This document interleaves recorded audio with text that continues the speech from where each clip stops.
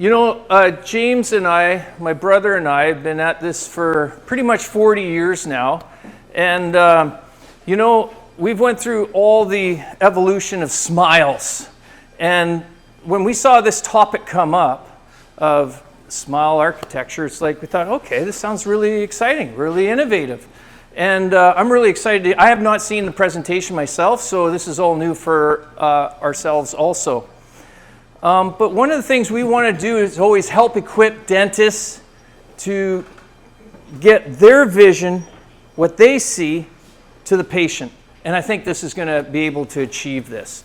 And that's our goal, is to also see the vision. As a lab, a lot of times the dentist sees the vision, and now they communicate it to the patient. Well, we see this as a key, call it the drafting plans, for us to see the vision too. Because here's the problem. Sometimes dentists see it, but you know what? They can present it to the patient because they want it so bad, but we have to see what that vision is too.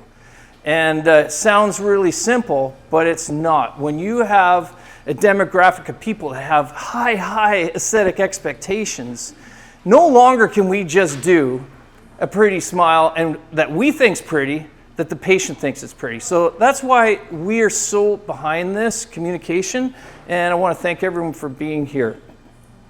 We got a special guest at the end. This seminar is supposed to start sharp at 6:30 and then end before 9. But we have a special guest that's going to help implement the information that dentists you're going to get today. So what we see is from a common challenge for a lot of dental offices is they get this information and now they don't know how to implement it with their staff, their team in the office. Well, Dr. Galia Anderson, I'm so excited to have her here.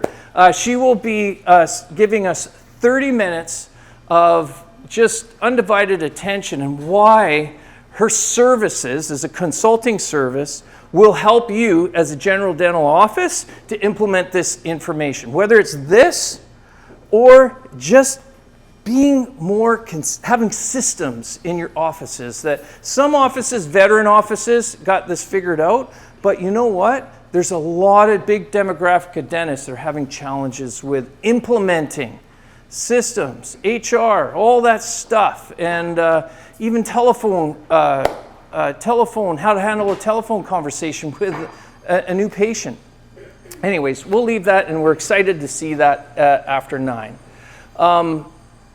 I would like to pass the floor now to Mark.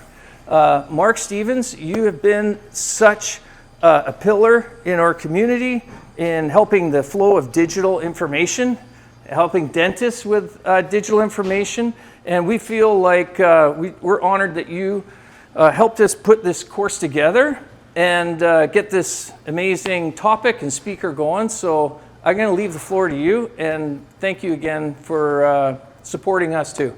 Okay? Thank you, David. Yeah. Am I good here? Okay, so thank you all for coming out. First of all, big thanks to Ocean Ceramics, the entire team here. You guys have been an amazing partner in education along the way, and an amazing lab to work with. I trust fully with referring my customers over to you guys. You guys always take good care of them, challenge them when they need it, help them out when they're in a pinch. So I appreciate you guys. Big thanks to Mark as well, our DJ over here, spinning his record, yeah, going live, going viral here. We have over 100 participants online watching this. We're going to get the recording of it, be able to share that out so that you can, if you like what you saw here today, you can share it with your teams and get everybody on board. I have seen Dr. Lopes speak a number of times. One of my absolute favorite speakers. I'm so excited to have him come out here. So very gracious. Thank you. I don't know where. There he is. Dr. Lopes, thanks so much for coming out. We really appreciate having you here. I'm going to take, as we expected, traffic and all that, people finishing up their days. They're a little bit late, some empty seats here. So I'm going to start off with 10 minutes just to kind of get us warmed up, and then I'll pass it off to Dr. Lopes.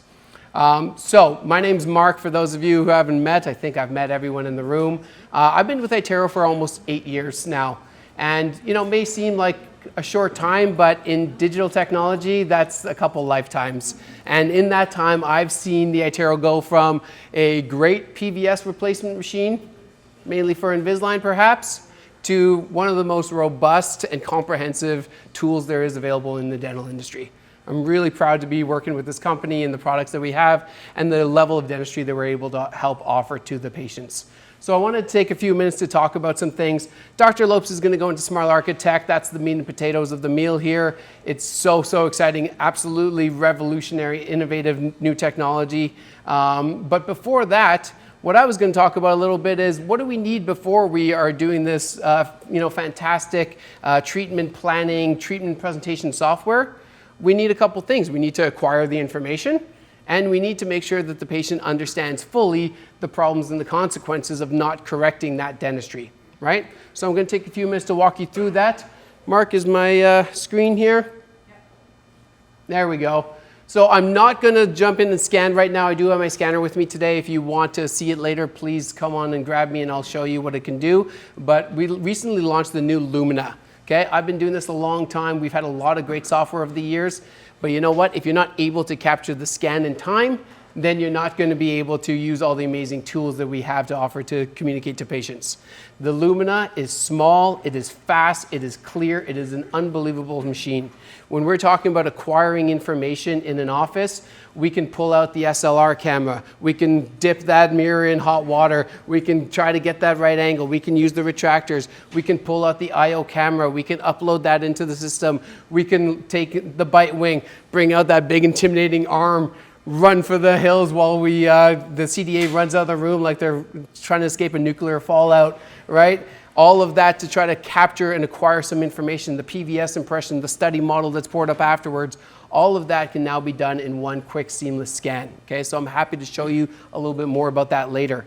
But like I said, what I wanted to show you that's more directly related here is what we can do with Oral Health Suite. Hopefully a lot of you have already heard about this, but I absolutely love this. I've always been a big proponent of making sure that you use whatever is available to you, analogies, hand gestures, models, to be able to clearly and concisely explain dentistry to the patient. Their oral concerns that you, the clinician, see, but the patient doesn't fully understand. So what we've done at Align here is we've launched the Align Oral Health Suite. We take the scan, and once the scan is done, this wheel pops up. We can start anywhere. All of you have different trainings, different interests. Maybe you really like endo, maybe you really like talking about perio, maybe you like talking about sleep, occlusion, bite, you name it. But what happens is then the patient can be at risk of receiving different standards of care and different conversations with different clinicians. That could happen across multiple offices. That can happen within your own office. Talking to the hygienist, the CDA, you, an associate, whatever the case may be, right? So what we want is a set protocol. So Align didn't only give you the tools to be able to have a comprehensive conversation, but we gave you the game plan, okay? So this wheel pops up. We really urge you to consider starting off in tooth health. Is there a delay with this connection here? Mark. Technology breakdown. Let's try it again. Should be good. Yeah? There we go. So there's a bit of delay with connecting through HDMI. I apologize for that. So we're starting off here and we start with tooth health, okay? Like I said, we encourage you to start there. Why? Because you can start with bite or alignment and that's what you see and you're like, oh, I can't wait to talk about that with the patient. But if we start at tooth health, we're gonna read it like a book, left to right. It's gonna be organized, it's gonna be concise, it's gonna be clear for that patient. We're gonna make sure not to skip anything. So we're gonna start off with tooth health. We're going to go around, and not only do we have the tools available, but the system will actually help you in activating the tools it feels you need for that conversation. If we're going to talk about tooth health, we absolutely need near caries detection to talk about decay. We need to have the IO camera activated so we could talk about chips, right? So we could talk about abfractions. So we could talk about reduced enamel, near dentin, things like that, right? So we're going around the mouth. And when we see an area of concern, we are highlighting it to the patient using the visual aids to communicate, and we're gonna take a little picture. I'll show you at the very end what taking that picture does, okay? Coming over here, we're looking for carious lesions, and we see one here highlighted in the interproximal. You're not fully sure where you're looking, right now on the PowerPoint. I understand. Well, guess what? The patient doesn't really understand either. So this time I'm going to take a picture. I'm going to click on the picture, and now a little paint palette shows up, so I can very clearly communicate to the patient that is that white right there interproximally that is decay. That's the concern we're talking about. Where is that in your mouth? That's right over here. We can grab another color. We can talk about this spacing. But hey, you know what? You have a really healthy arch form, so I'm happy about that. Whatever you want to communicate to that patient, you can put in a little text box. Trying to type upside down is not easy. I got this. I got this. Where's the Y? There we go.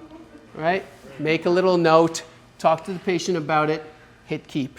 Okay? Again, I'll show you at the very end when we're done. Once we're done tooth health, we're going to now move on to gum health. It will activate the intraoral camera, so we can now talk about recession, inflammation, the CEJ, what's going on, what do we have concerns about, making sure to illustrate the problems that you see in the mouth, and talking a little bit more about the consequences of not correcting these problems. Go through it, grab a little picture when you're ready. We're moving on to bite now. Just general bite. We're not going to start talking about that pretty bite map that's on there that you've all learned to love if you do Invisalign. We're just talking about class 1, 2, 3, overjet, overbites. What is the cusp-to-cusp relationship, or what are some concerns that we have about that? Take them through a walk. Use the visual tools to make sure they understand what's going on, the problems, the consequences, and take a picture. Once we're done bite, the natural progression is to move on to alignment. Let's turn on that bite map. So this shows you occlusal contacts. It's activated for you by the machine. This is an ABC cookbook, how to do it, right? It's going to give you every single step along the way. Now we could see that not only is there recession in the anterior, quite blurry on the screen here, I apologize. Not only is there recession, but there's trauma in the anterior. We're concerned about this progressing further. What are we going to do? We need to take action. We could see spilling over of the bite on some of the premolars, right? What's happening there? Is this going to lead to some cusp wear, some class 5 abstractions? Is there going to be further risk of bone loss, recession, things like that, right? We're having these conversations with the patient in a way they've never understood before. This patient very likely came in because she doesn't like her diastema. That's it. Let's think comprehensive. Let's make sure we drive home that point. The patient fully understands and appreciates the high level of dentistry that you all are capable of offering. You all see, you all know, but how do we communicate this urgency to the patient? Okay? Once we're done with alignment, we have this final page overview. You can go ahead and summarize if you want, but what I've seen work best in offices is this is a great time for the patient to speak. You may see a bilateral crossbite and wear and recession and, oh my gosh, all the things going on. I'm so worried about you. We need to get you help. And what does the patient want? Do you do whitening? Right? It's silly, but if that's important to them, if we're proposing treatment, we need to make sure to mention we're going to do Invisalign, we're going to do grafting, we're going to put in an implant, and we're going to whiten your teeth. And they're thrilled. So we need to give them that opportunity. Go along, let them play. They all know how to use an iPad. They're moving it around, growing, shrinking, all that. Take pictures of anything that's important to them. If it's a recall exam, for example, we have a couple monitoring tools here. Instead of, you've all done it, you have those intraoral photos, you hope that you captured the photo of the area that you want to discuss and it's clear enough, and you have it up on the screen, you have the patient's mouth there, and you're looking in the screen, you're looking in the mouth, you look in the screen, you look in the mouth, like, oh, might have changed, not sure. This will put them side by side. You can see very clearly what has changed in that mouth. You're able to turn on, oh, wrong button, missed it. Sorry guys, working sideways here. Okay, we're able to do this, and we're able to use even more tools. We're able to turn on the bite map, see how that bite may have changed over time. Is it positive? Is it negative? Right? This patient seems to be exhibiting less trauma in the anterior. Is that because they're doing orthodontics and changing it? Is it because you took a bad bite? Is it because they're wearing away their teeth because they continue to leave it untreated? Right? Let's have a conversation about that. Look at what we're missing. You're able to activate the caries detection in photos as well. This is so glitchy with the PowerPoint, I'm sorry, or with the HDMI. You're able to see that caries lesion. We all know from bite wings, right? You can see things, but you're not seeing much. Typical bite wing is about 60% accurate. You're not seeing bone loss to at least 25% typically. Some of the new age ones are getting a little bit better. This caries detection is incredible. It shows you so much. not only do you see it, but you're able to see, is this progressing? Is it arrested? Is it maybe remineralizing, right? We can see how it's changed over time. We see the intraoral photos taken all over the mouth throughout the scan, okay? Take your pictures, have your conversation. And then there's one more feature here for comparing. If eyeballing it side by side still isn't enough, we're able to overlap them on top of each other, and it'll actually use the technology to show you any changes in topography and highlight it in color for you so you can't miss anything. Yellow is going to show as minimal as 0.05 millimeters of change, stuff you would never hope to see yourself, right? Orange, red, burgundy, more progressive change. Doesn't necessarily mean bad, it's change. If you put a crown in, it's change, right? So I like this example right here with this patient. We know what the problem is in the lower anterior, but it hasn't changed much in just over a year. What is actually a new concern that we have is here. Is it a chance that the hygienist missed that? Absolutely, because we're hyper fixated on those centrals. You drag this over now and you let go. And now this will toggle between those two scan dates and show them what that change is in a way that a patient understands, not using a sleeve to say, this is your tissue and it's going down like this. And they're like, what does that mean? That's your sleeve, that's not teeth. This is you, this is your mouth, right? Really incredible technology. Take a picture and move on. I'm gonna skip my favorite button of all, this little one right here with the green check mark, because that's gonna jump into Dr. Lopes' presentation, but he's gonna blow you away with what he's gonna show there. The last thing I'm going to leave you with is no matter how great your presentation is, that conversation is in the chair with the patient. They leave your chair at 11 a.m. They go have lunch. They go back to work. They pick up the kids. They go to hockey practice. They come home and they're exhausted. And then what are they going to say back to their wife or their husband when they talk about, what did the dentist say? I don't know. I need an implant. It's like $5,000. That's the full answer. Instead, while the patient's still in your chair, you can click this. All the pictures I took are all organized for you, really clean, really neat. It's got the patient's name, your office name, your logo, very professional. There's a spot to enter a few notes right there, right? And then when you're done all that, instead of even asking the front desk to print that off for you, you come right here onto the screen, you hit this button, QR code activates, the patient's able to pull out their own phone and they instantly get the report on their phone. Go home, talk to mom and dad, talk to husband and wife about what's going on right here.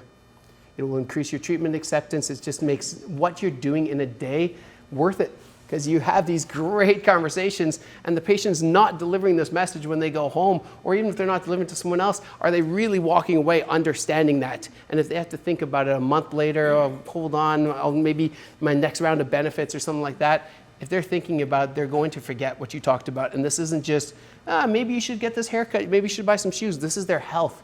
We all know that the mouth is a gateway to the entire body. It's so important. So give them the information they need to make the right choices.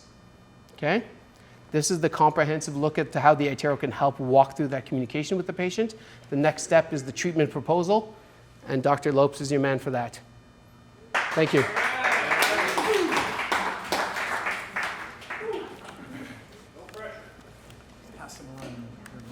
Yep.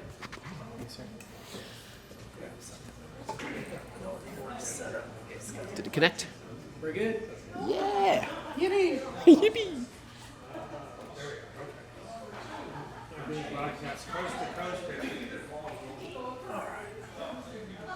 We're going international.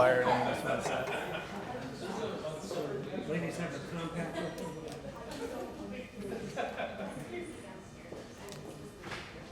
I'm good. This is you. Are you going to stay on? Yes. Okay. We're good. Mic up. We got 50 online, just so you know. Great. And we're live streaming on YouTube, LinkedIn, and Facebook. Perfect. It's just another Wednesday. There you go, right?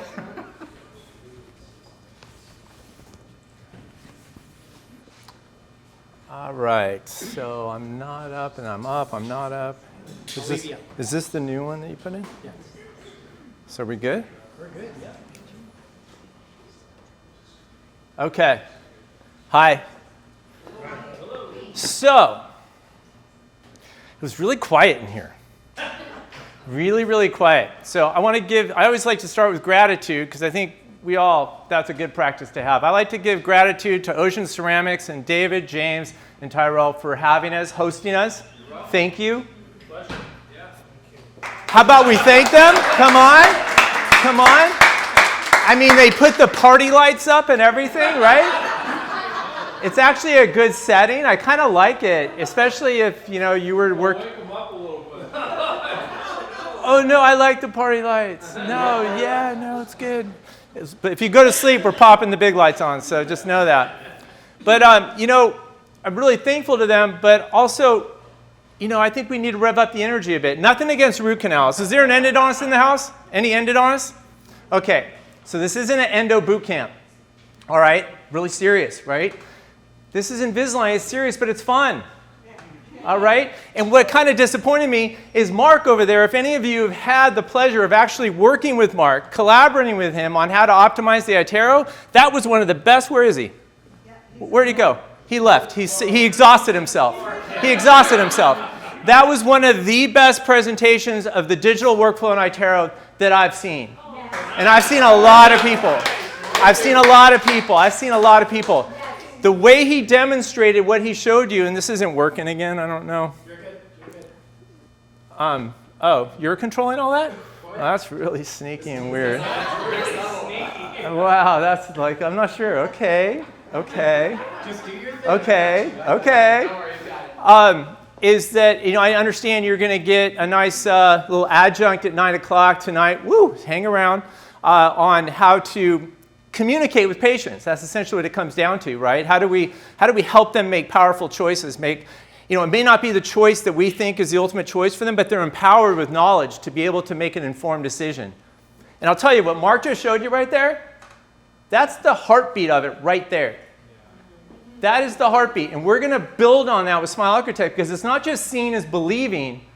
We've all heard that, right? Which is true. But seeing is understanding. Seeing is understanding. And so I don't know if any of you have practiced for more than a hot minute. Yeah? All right. That's me being kind of young, but not really.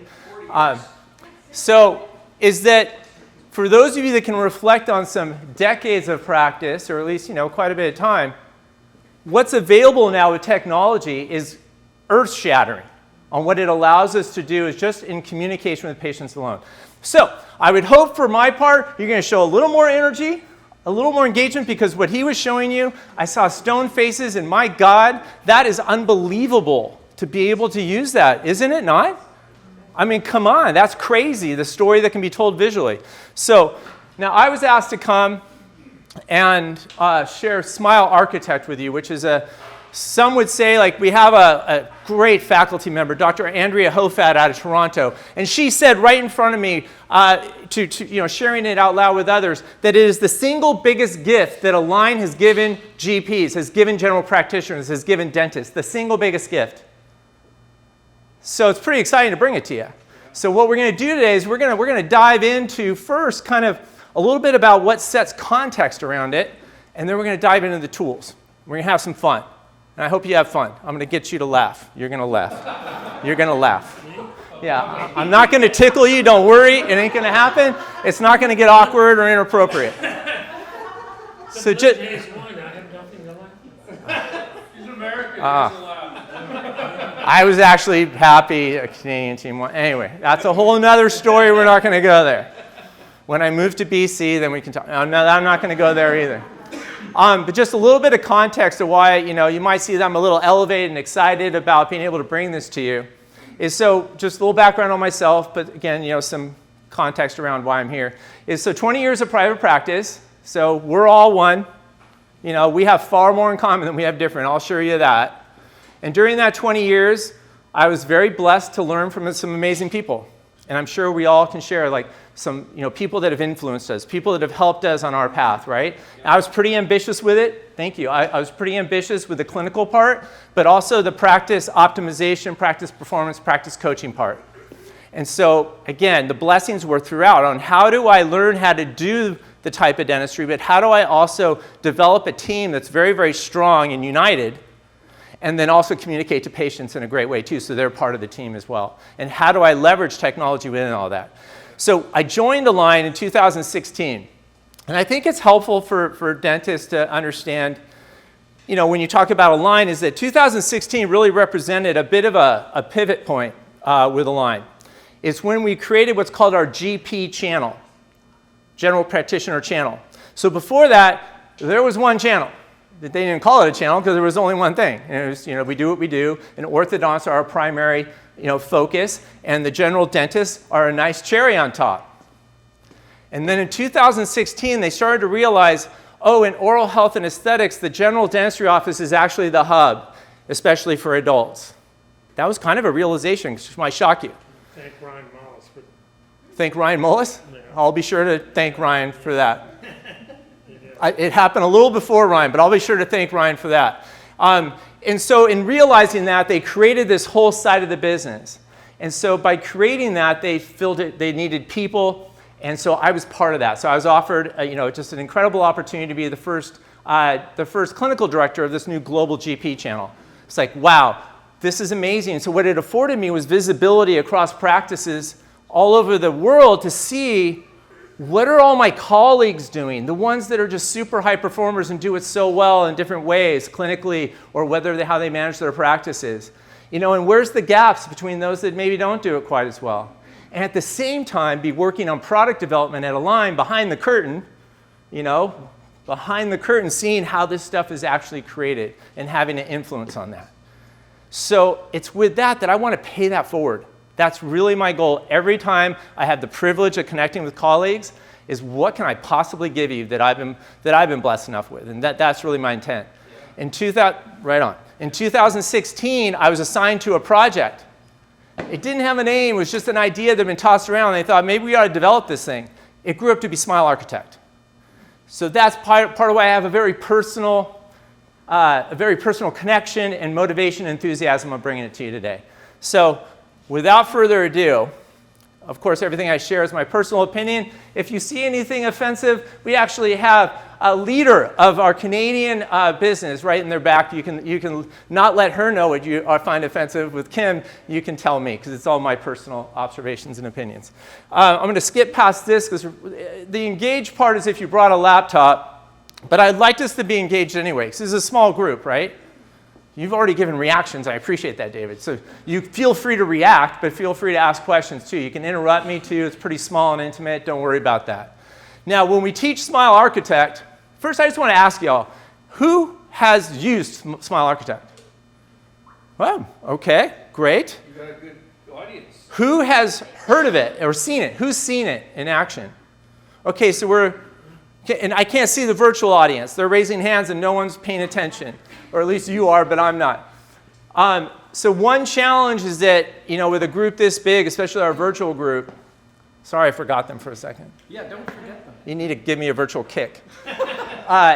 Is that we have a wide range of experiences with Invisalign or comprehensive dentistry or whatever it might be. So I hope that a lot of what I share, no matter where you're at, you're going to find pearls. I'm also going to provide you with a PDF of this slide deck. The accelerator is going to go down. There's going to be a lot of information. You're going to see a lot. But I'm going to give you a PDF of the slide deck. I find that that's really helpful to have. You will have 120 team meetings built into this PDF. So if you're scratching your head, what are we going to talk about this month? You're going to have so many team meetings, it'll make your head spin. So when we teach Smile Architect, we go through these topics that you see here. Hopefully you can see those all without me listing through them. But what we found is it's a very effective sequential way to introduce it. You'll notice it starts with a lot of why first in the beginning there. Now, when we get into the ClinCheck itself, this is where we often will have laptops out and you'll be playing with the tools as I'm demonstrating it. So we're probably not going to have a lot of this going on tonight, but I'm still going to be covering all those topics and showing you how this amazing software works. All right? So my proposal for how we go about this today might surprise you a little bit.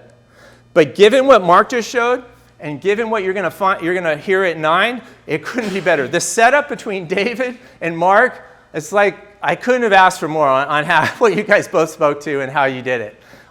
David included what you were sharing, the communication part between lab and office. This first part is about the why. Now, we've heard start with the why, right? But what I see happens a lot, and I've been in your seat and I've had it happen to me, is it just we go right into the what. Here's the technology. right? And it doesn't have a real connection with us or our office or a meaning that then translates into behavior patterns that shift so that I actually start using it and that I use it successfully, and so that I start to really see it make a difference in my office, right? Anyone felt that with any technology they've invested in or techniques or skills? If you haven't, I'd be blown away, because I call it expensive dust on the shelf, right? Right? You spent time and money on something and you're not using it. I don't want that for Smile Architects. So we're gonna get into the why. Now we're gonna spend most of the time on the how, or at least half the time on the how it works. And then sprinkled throughout that will be patient communications, opportunities as we share that with patients. So much of what I'll show may seem basic to you. Like this. This is you're probably looking at that going, yeah. What I found in my own practice and so many others, there's a value in refreshing our perspectives. Not just us, but our teams as well. And so let's go through a little refresher, if you want to join me on a refresher. When our patients come in to see us, do they expect us to have narrow, laser-focused tunnel vision? Or do they expect us to have a broader view of their oral health, aesthetic, and functional conditions and needs? Narrow tunnel vision, laser view, or wider? What's your answer? What's that? Broad vision. What's going on? Does anyone have a, okay, so we're saying broad, great. Does anyone have a different opinion? Both. Both. Yeah, both. 50-50 if I had to guess. 50, that's playing pretty safe. You're not going 60-40? 60-40? Gonna gamble? So, sometimes what I'll hear is, well, my patients come in, they want me to deal with a particular problem. Absolutely. So let's look at the broken tooth example. Come in with a broken tooth. They expect, and we need to have laser vision, laser focus, and really looking at that situation on, figuring out, what's going on and what we could do to possibly help them, right? They're expecting that, we need to do that. At the same time we're looking at that broken tooth, what is one fundamental question that we are hopefully asking about that tooth? Why did it break? Who piped in with that? Thank you for vulnerability and piping in there. So why did it break? What are the root causes that led that tooth to break? What would be a next really important, sorry I'm so close to you right now, but it's okay, don't worry, is if we step back with broader vision, eyes wide open, and this isn't just us, this is our hygienist, this is everybody clinically on the team. If we step back, what's another essential question to ask? Tooth? So that's but a little more high level now, a little more just general. I'm stepping back. What is it about occlusion? Is that just one tooth? Keep it simple. This tooth broke. Why did it break? Are there other teeth at similar risk, or periodontium or bone or whatever the problem might be? Localized or generalized? Are there other areas that are under similar risk or at risk for developing a different problem? Okay, so it's that sort of back and forth that's essential. What's easy for us to do is get caught up in the singular problem here. So one thing that I found very interesting was to dive deeper into this idea of comprehensive dentist versus more of a single tooth or narrow problem kind of focused type of way that we go about serving our patients. So if I asked all of you, if you're a comprehensive dentist, can you raise your hand? Okay, I didn't see all the hands. So if the dentist next to you didn't raise their hand, can you just gently kick them? Just gently, not too hard. Not too hard. Just a gentle reminder that, damn it, you're a comprehensive dentist. We all aspire towards that. Is that fair to say? Yes. Right? Because in dental school, we were taught, at least I was, and I believe all of you were as well, we all were, we aspire towards this. But what I found interesting going all the way back to our anchored beliefs in dental school about who we are, why we are, and what we do, and how we do it, is that reactive dentistry was really what made the wheel go round in dental school, didn't it? That's how we got our credits. That's how we graduate, is that we react to problems as much as we can. Is that fair? Yep. Okay, so that's a bit of conflict a little bit because if this is out of balance, it's very difficult to take a proactive approach consistently. So where does treating malocclusion and misalignments live? Is that here? Or it's a little more proactive, isn't it? And so that was something I found, okay, so what do we do about that? And fortunately, I worked with, like I had mentioned, some amazing practice coaches. And they said, well, if you want to move more towards this, let's simplify it, and let's just look at 3 things. So I mentioned the T3 power here. So what is the power of the 3 T's? Is if we look at the team, the technology, and time in our office. So if you're doing full practice coaching, you have a financial element in there as well, of course. But if we look at being able to go from reactive to more proactive, and not saying not do reactive, we have to do this, but how do we balance it, is look at our team. Do we invest in our team as much as they deserve, as much as we need to? That's an honest question. A lot of what I'm going to bring up is look in the mirror for the truth. If you fool yourself, that doesn't help anybody, right? So have I, as the leader in this practice, or the leaders of the practice, invested in my team so that they can become the best versions of themselves as they wish to be? Have I given them every opportunity and supported them with education, training, and so forth? That's a very vital question to ask. Because if I judge my team, and I haven't quite judged myself enough, in a kind way, then I might think that they're not the right team member. But if I give them the opportunity, I might find that I have an actual diamond sitting there. Now, that might look like team meetings. You'll hear this later, perhaps, on some of the, at 9 o'clock. Are we investing in a regular cadence of meetings where we deal with immediate stuff, we deal with practice and team growth topics, and then do we have quarterly longer meetings? Do we have annual little mini retreats? Do we show that kind of team building and development? Important. So you can take that away. Now, the technology was very interesting when Mark was showing it. If Mark had put that iTero up here, and Mark just stood over there, that would have been pretty weird, right? What would the iTero have done? Nothing. So I would challenge all of us to think of a technology that isn't empowered by the people that use it. We often think that technology just kind of is its own thing.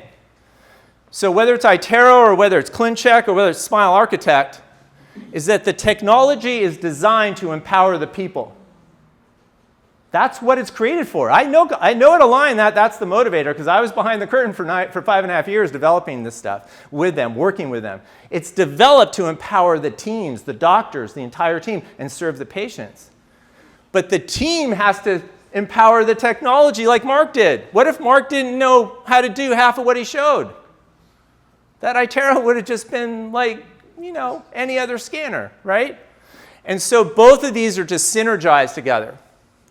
And when that happens, time is used much more judiciously in your office. And I don't know what she's going to talk about at 9 o'clock, but we all know. None of it. Is this you here? Okay, I'm trying to set the ball for you. I didn't even know. None of it. No, nobody talks in the industry what I talk about. None of it. So if this were baseball, because of Toronto, if this were baseball, I'm trying to put that ball right on that tee. So you're just going to juice it over the fence.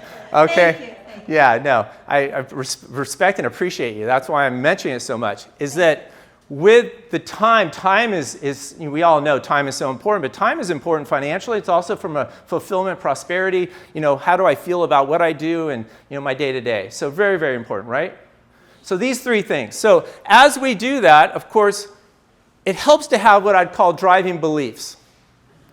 And I think David touched on this, or somebody did. I heard something about this, I think. Was it you? Did you say something about that?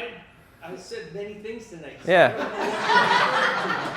Well, I'll give you my version. And my good, you guys are laughing and talking. See? It's not endo. Obviously, I had a hard time with endo. Obviously, all right, yeah. Upper centrals, I can do that. That's fine. I'll share. It's not just my, how I see this. It's what I've seen reflected in successful offices and practitioners, providers, all over the place. I'm sure in this room as well. Is the difference between a belief and a driving belief. So if I were to ask your hygienist, for example, do they believe that addressing traumatic malocclusion and misalignments in the mouth is important? What might I hear? They would agree. They would agree. So for most offices, the vast majority is I would probably get a yes, I believe. And then if I shadowed that office and shadowed every provider and every member of that team, including the doctor, would I see that belief reflected in the decisions they make throughout the day, the dialogues they have with their patients, the services they provide, how they diagnose, how they communicate it? Would I see it? It gets a little tense sometimes with that in a positive way. So that's the difference between a driving belief. I would describe it as it's a belief that's in the front of my mind. It's compelling. Every time I talk about it, it literally pulls me forward. I don't just make this up. This is just naturally drives me forward. Because it's not just caries, it's not broken teeth, plaque, tartar, missing teeth. It's traumatic malocclusion and misalignments. That's in the front. If that's not in the front, if it's in the back, as a nice, when it's convenient, I'll bring it up, or if I have time, I'll bring it up, or the iTero is a pain in the ass to scan, so it takes up all my time. If it's that kind of belief in the back of the mind, then that's where it will stay as far as how we serve. And so I encourage us to develop these driving beliefs. Boy, this is going to get me like, it goes back and forth. You're messing with me. I think you're just messing with me now. And then this opportunity to serve patients. So I'm going to get into that right now, because if we don't see the opportunities and cultivate them, and you're going to help with cultivating them later, or offer services to do that, is that we're just not going to be able to provide those services as much.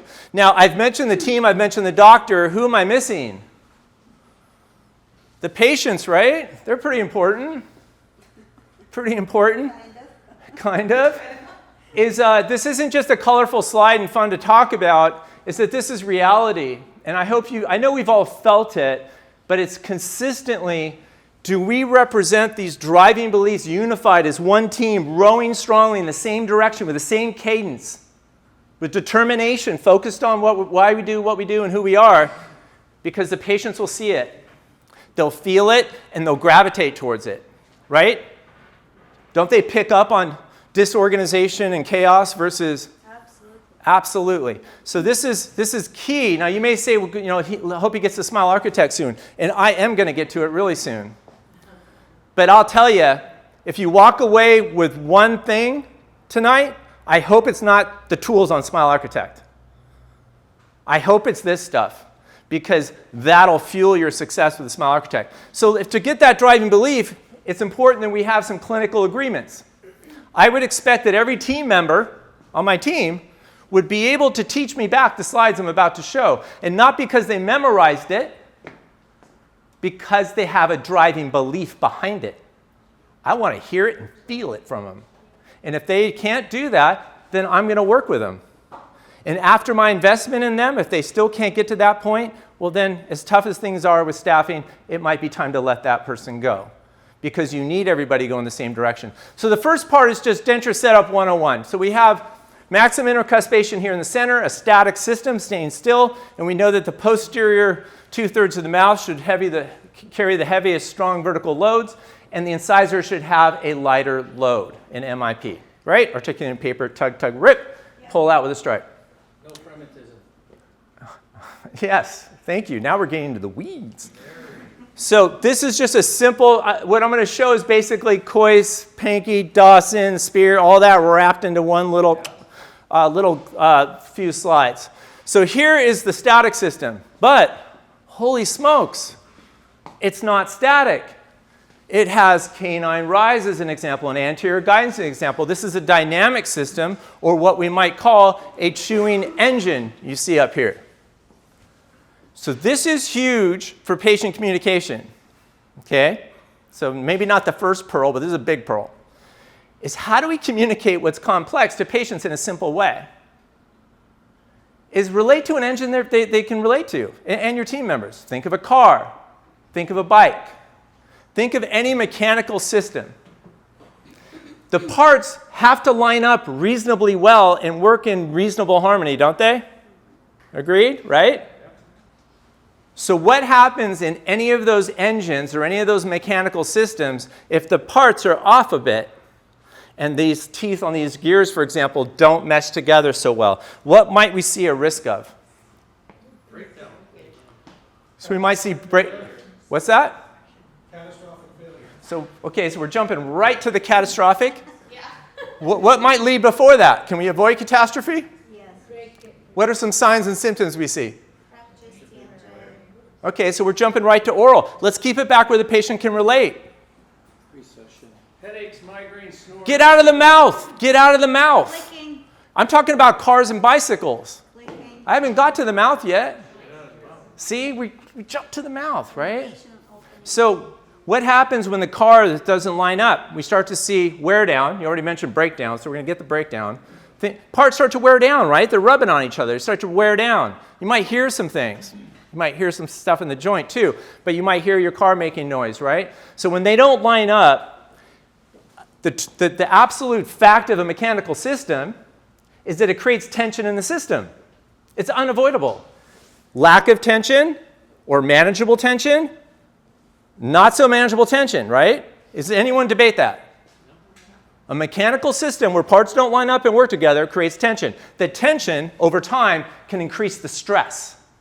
Now the system is under stress. Stress can lead to distress. Now things are starting to break down. Things are starting to go south. Distress or disease, occlusal disease. So patients can really relate to that. Yeah, I get that. So my mouth works like, like an engine. It has to speak. It has to eat. And if the parts don't line up, things can break down. So let's say you're on a bike and your chain on the front sprocket or crank, the chain's not fitting on there. So it's kind of, you're getting that resistance. You ever felt that, right? Everybody's felt that.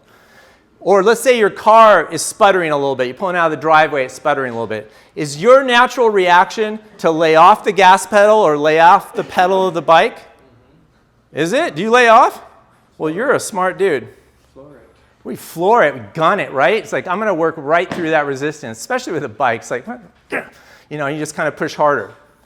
So except for David, the common subconscious or conscious reaction is to apply more force to the system to get it to work, right? So another consequence we didn't mention was a dysfunction or lack of performance in the system. So just like, the car's not going to work as well. So either is the chewing system. And so when our teeth don't line up quite right and the system's off, do those muscles work less hard or more hard? Harder. So that's important for patients to understand. This system's under tension, stress, distress, and there's more and more force going into it. So what we realized with Smile Architect, this is building towards the Smile Architect story, is that Align was really good up until 2016, or even more recent than that, at repositioning the parts. So that we got the gears in a better position. But what they came to realize is for most adults over the age of 35, let's say, who've had traumatic malocclusion for some time, there's other consequences. We've already agreed on that. So it's not just about moving the parts back in approximation, it's about maybe rebuilding, repairing, or replacing those parts. Does that make sense? Yes, yes. So we didn't have a treatment planning solution for that.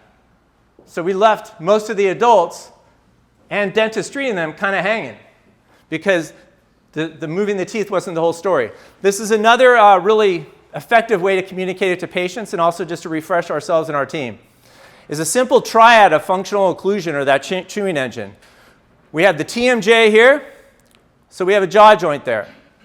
And then that is supported by soft tissues, muscles, tendons, and ligaments. Yeah? Pretty simple, right? Just keep it simple. Don't get caught up in complexities of details on that.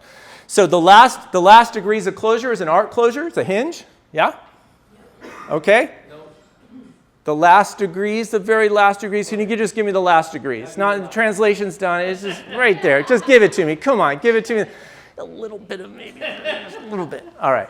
So what I'll have a patient do is I'll say, hey, you know what? Why don't you, and you guys can do it right now if you want to have fun. This won't work in the front row.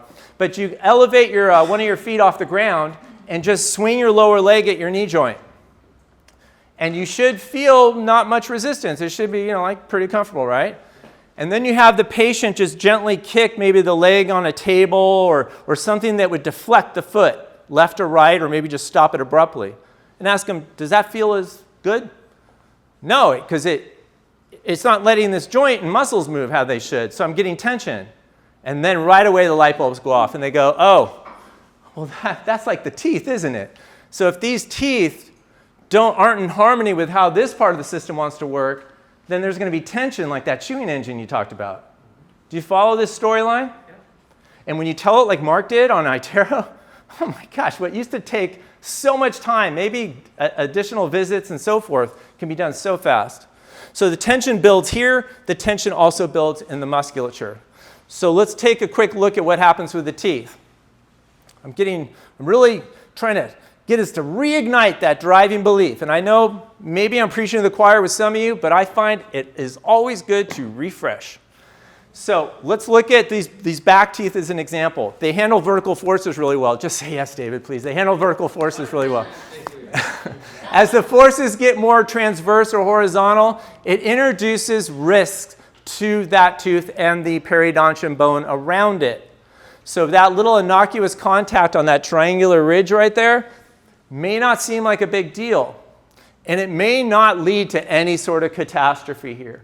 But what it indisputably does, there's too much clinical evidence behind this for decades, is it raises the risk of some pretty nasty things. Now, if you imagine where you see the arrows here, up to 10,000 times a day or more or plus or minus. I've got my fact checker. You're my fact checker. I like it. I like that. Up to 10,000 times a day, I have compression of the upper part of the root against the bone and the apex against the bone this way, right? What does bone do when it gets compressed? Resorbs.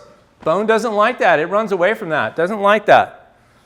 And so one of the major risks is bone loss. So here's another little tip on patient communication for your hygienist maybe in particular.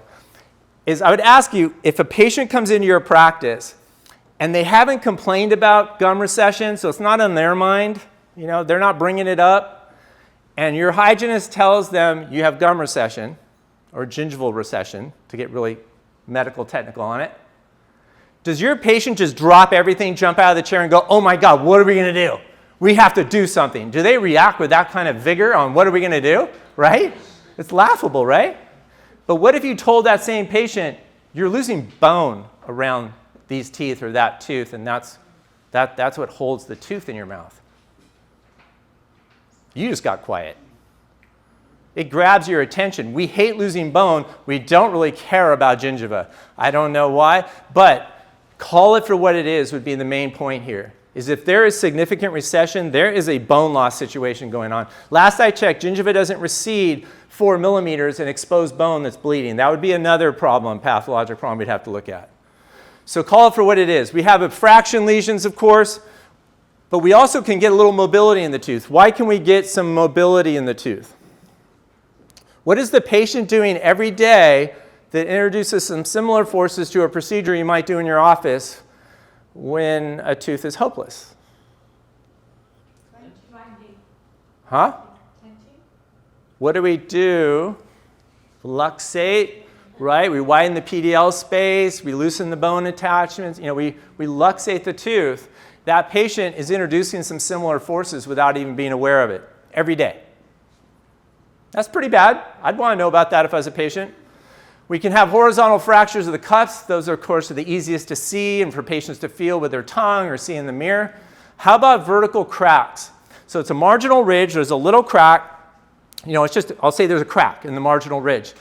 And everybody just kind of sees it or doesn't see it. Could very well not be seen. They come in for a hygiene visit and no one even noticed the crack in that marginal ridge. Or we just, watch it, right?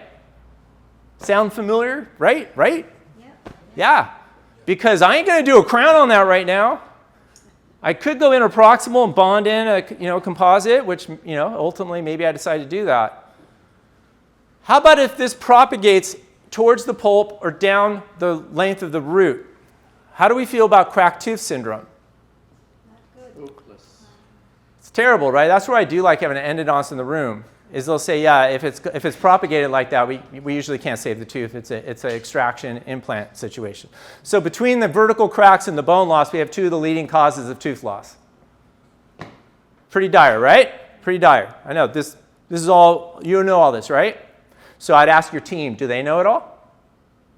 Tough question, because they need to know as much as we need to know. The last cherry on top is the chronic inflammatory abscesses at the apex of the root.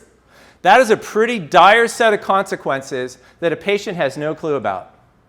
No clue. So it might help to be able to inform them. Now let's look at when we do our trade, when we're doing our craft. Is look at this set of arches on the left, kind of moderate crowding, mild to moderate. Could be treated easily in like probably 4 to 5 months with Invisalign, somewhere in there. No big deal. And then here, imagine these as kind of like a typodont. The arches are pretty well aligned. Imagine when those arches come together, they're going to bite pretty well. All right? So I would ask all of us, if we think of our hygiene program and our perio program, which set of arches, left or right, are our hygienists going to tend to have the most success with the chair side, have it be a better patient experience, little to no anesthetic, kinder to the hygienist because they can do their craft easier, and the patient can sustain that level of health easier between visits. Left or right? Say it out loud. It really helps to hear your own voice. Right. Right. Thank you. Dang, I like it. You're bringing it. You've been bringing it, but now you really brought it. But we know that because it's so intuitive. Now, that goes back decades of evidence, right? That's nothing new there, but we know that. Okay, so good to remind ourselves. If we look at the anterior caries rate, class 3 caries, are we going to see a higher risk on the left or the right? Left. See if I can trick you with left and right, right? Oh, I said, yeah. How about bite forces? When these arches come together, which set of arches will have potentially, likely a higher risk of traumatic malocclusion? Left. Thank you for the loud voice. Look at you. Now let's look at our restorative bag of tricks. So this is where we take a lot of pride, right? We are magicians. We're taught in dental school that we can solve anything with our restorative bag of hand pieces and instruments and materials and so forth, right? And we work with a lab that's going to get our work and go, well, you should have done more here, you should have done more there, but we can still make it work, right? It happens. It happens. So which, left or right, I know you're already there, are we going to tend to have the most success with? Easier path to success, both functionally, aesthetically, healthy, minimally invasive, less chair time, less chair time, less anesthetic, better patient experience, and longevity of our restoration, so we don't call David and say, your crown failed. Left or right, where are we going to have more success? Right. Okay, so that's all very intuitive to us. And I hope it's super intuitive to all of our team members, because if this is all true, this slide, the last slide, and the one before that, I hope this belief is getting towards the front of our minds for everybody on the team. Now, Align is funny to me. They'll spend a lot of money surveying because they have to get claims. They have to substantiate it. So they found 88 to 96% of dentists out there agree. It's 100%. I've never had anyone disagree. It's so intuitive. It's so second nature to us. So this is a slide of opportunity. Opportunity to serve. Not an opportunity to serve yourself.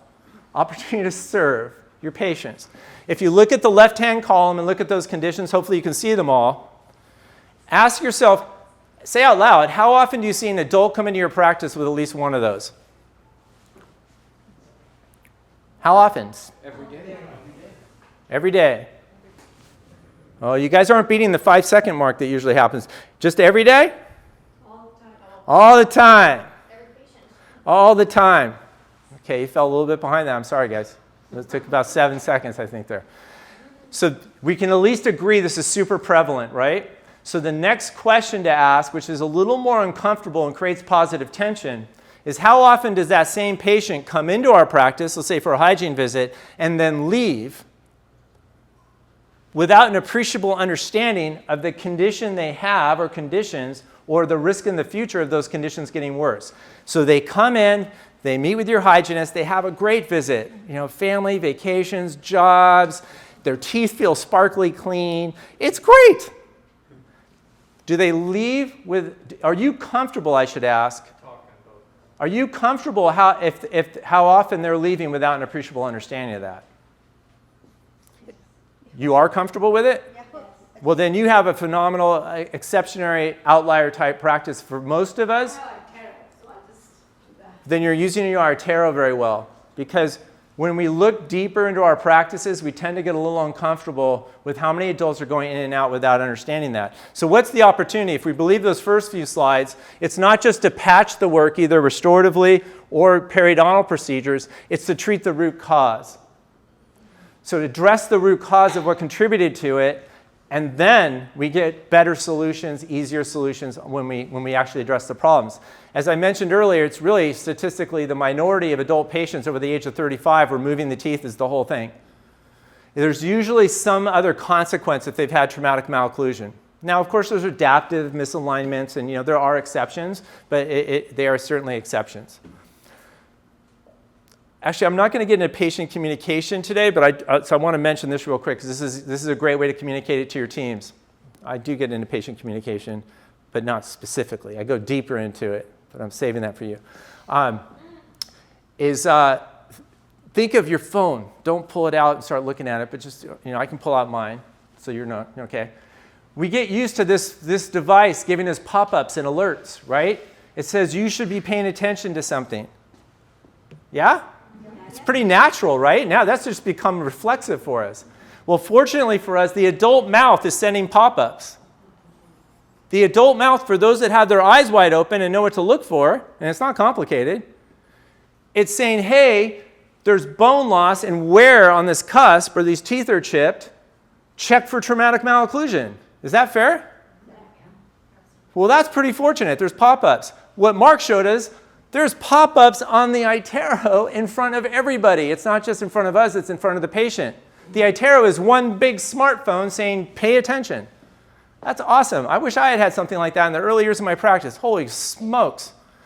The tension, of course, doesn't just build in the teeth, into the neuromuscular, musculoskeletal.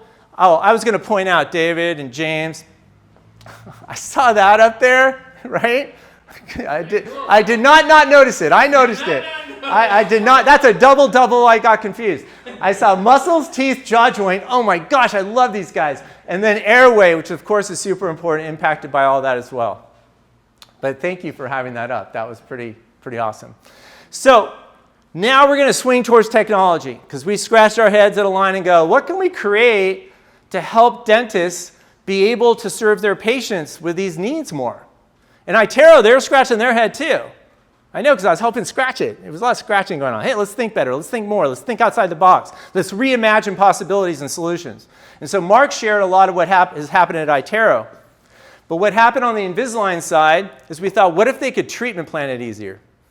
Because think of trying to treatment plan this type of work in a more traditional flow, whether it's digital or where it's a combination of digital and analog, or if it's just stone models and articulators and photos. It's very fragmented, right? I know it was for me, very fractionated, fragmented, and then you're trying to share that with a patient, and you're looking at pointing all these things. So we thought, well, what if we can create a single platform, a single place?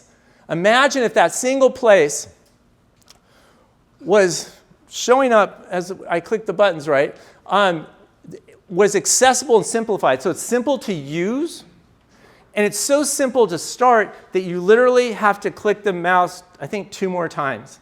So just, you can stretch it before if you need to stretch it out a little bit, but it's literally that easy. You just ask for it. You just ask for it. And Align provides it. Invisalign provides it. And it's so accessible, there's no extra lab fee. Sorry, Kim. Close your ears. There's no extra lab fee. Okay, this is where I have fun. At least you're smiling. The stone faces. Because I've made this jump, right, and I've seen what goes on at Align, there have been millions of dollars spent, resources since 2016, developing a revolutionary, groundbreaking product that does not exist anywhere else, and they're not asking you to pay an extra lab fee for it. Could you be a little bit more enthusiastic about that? All right, come on. That's pretty crazy. Now, it's all... Huh? I think this is great because this is going to allow you to show patients more of the possibilities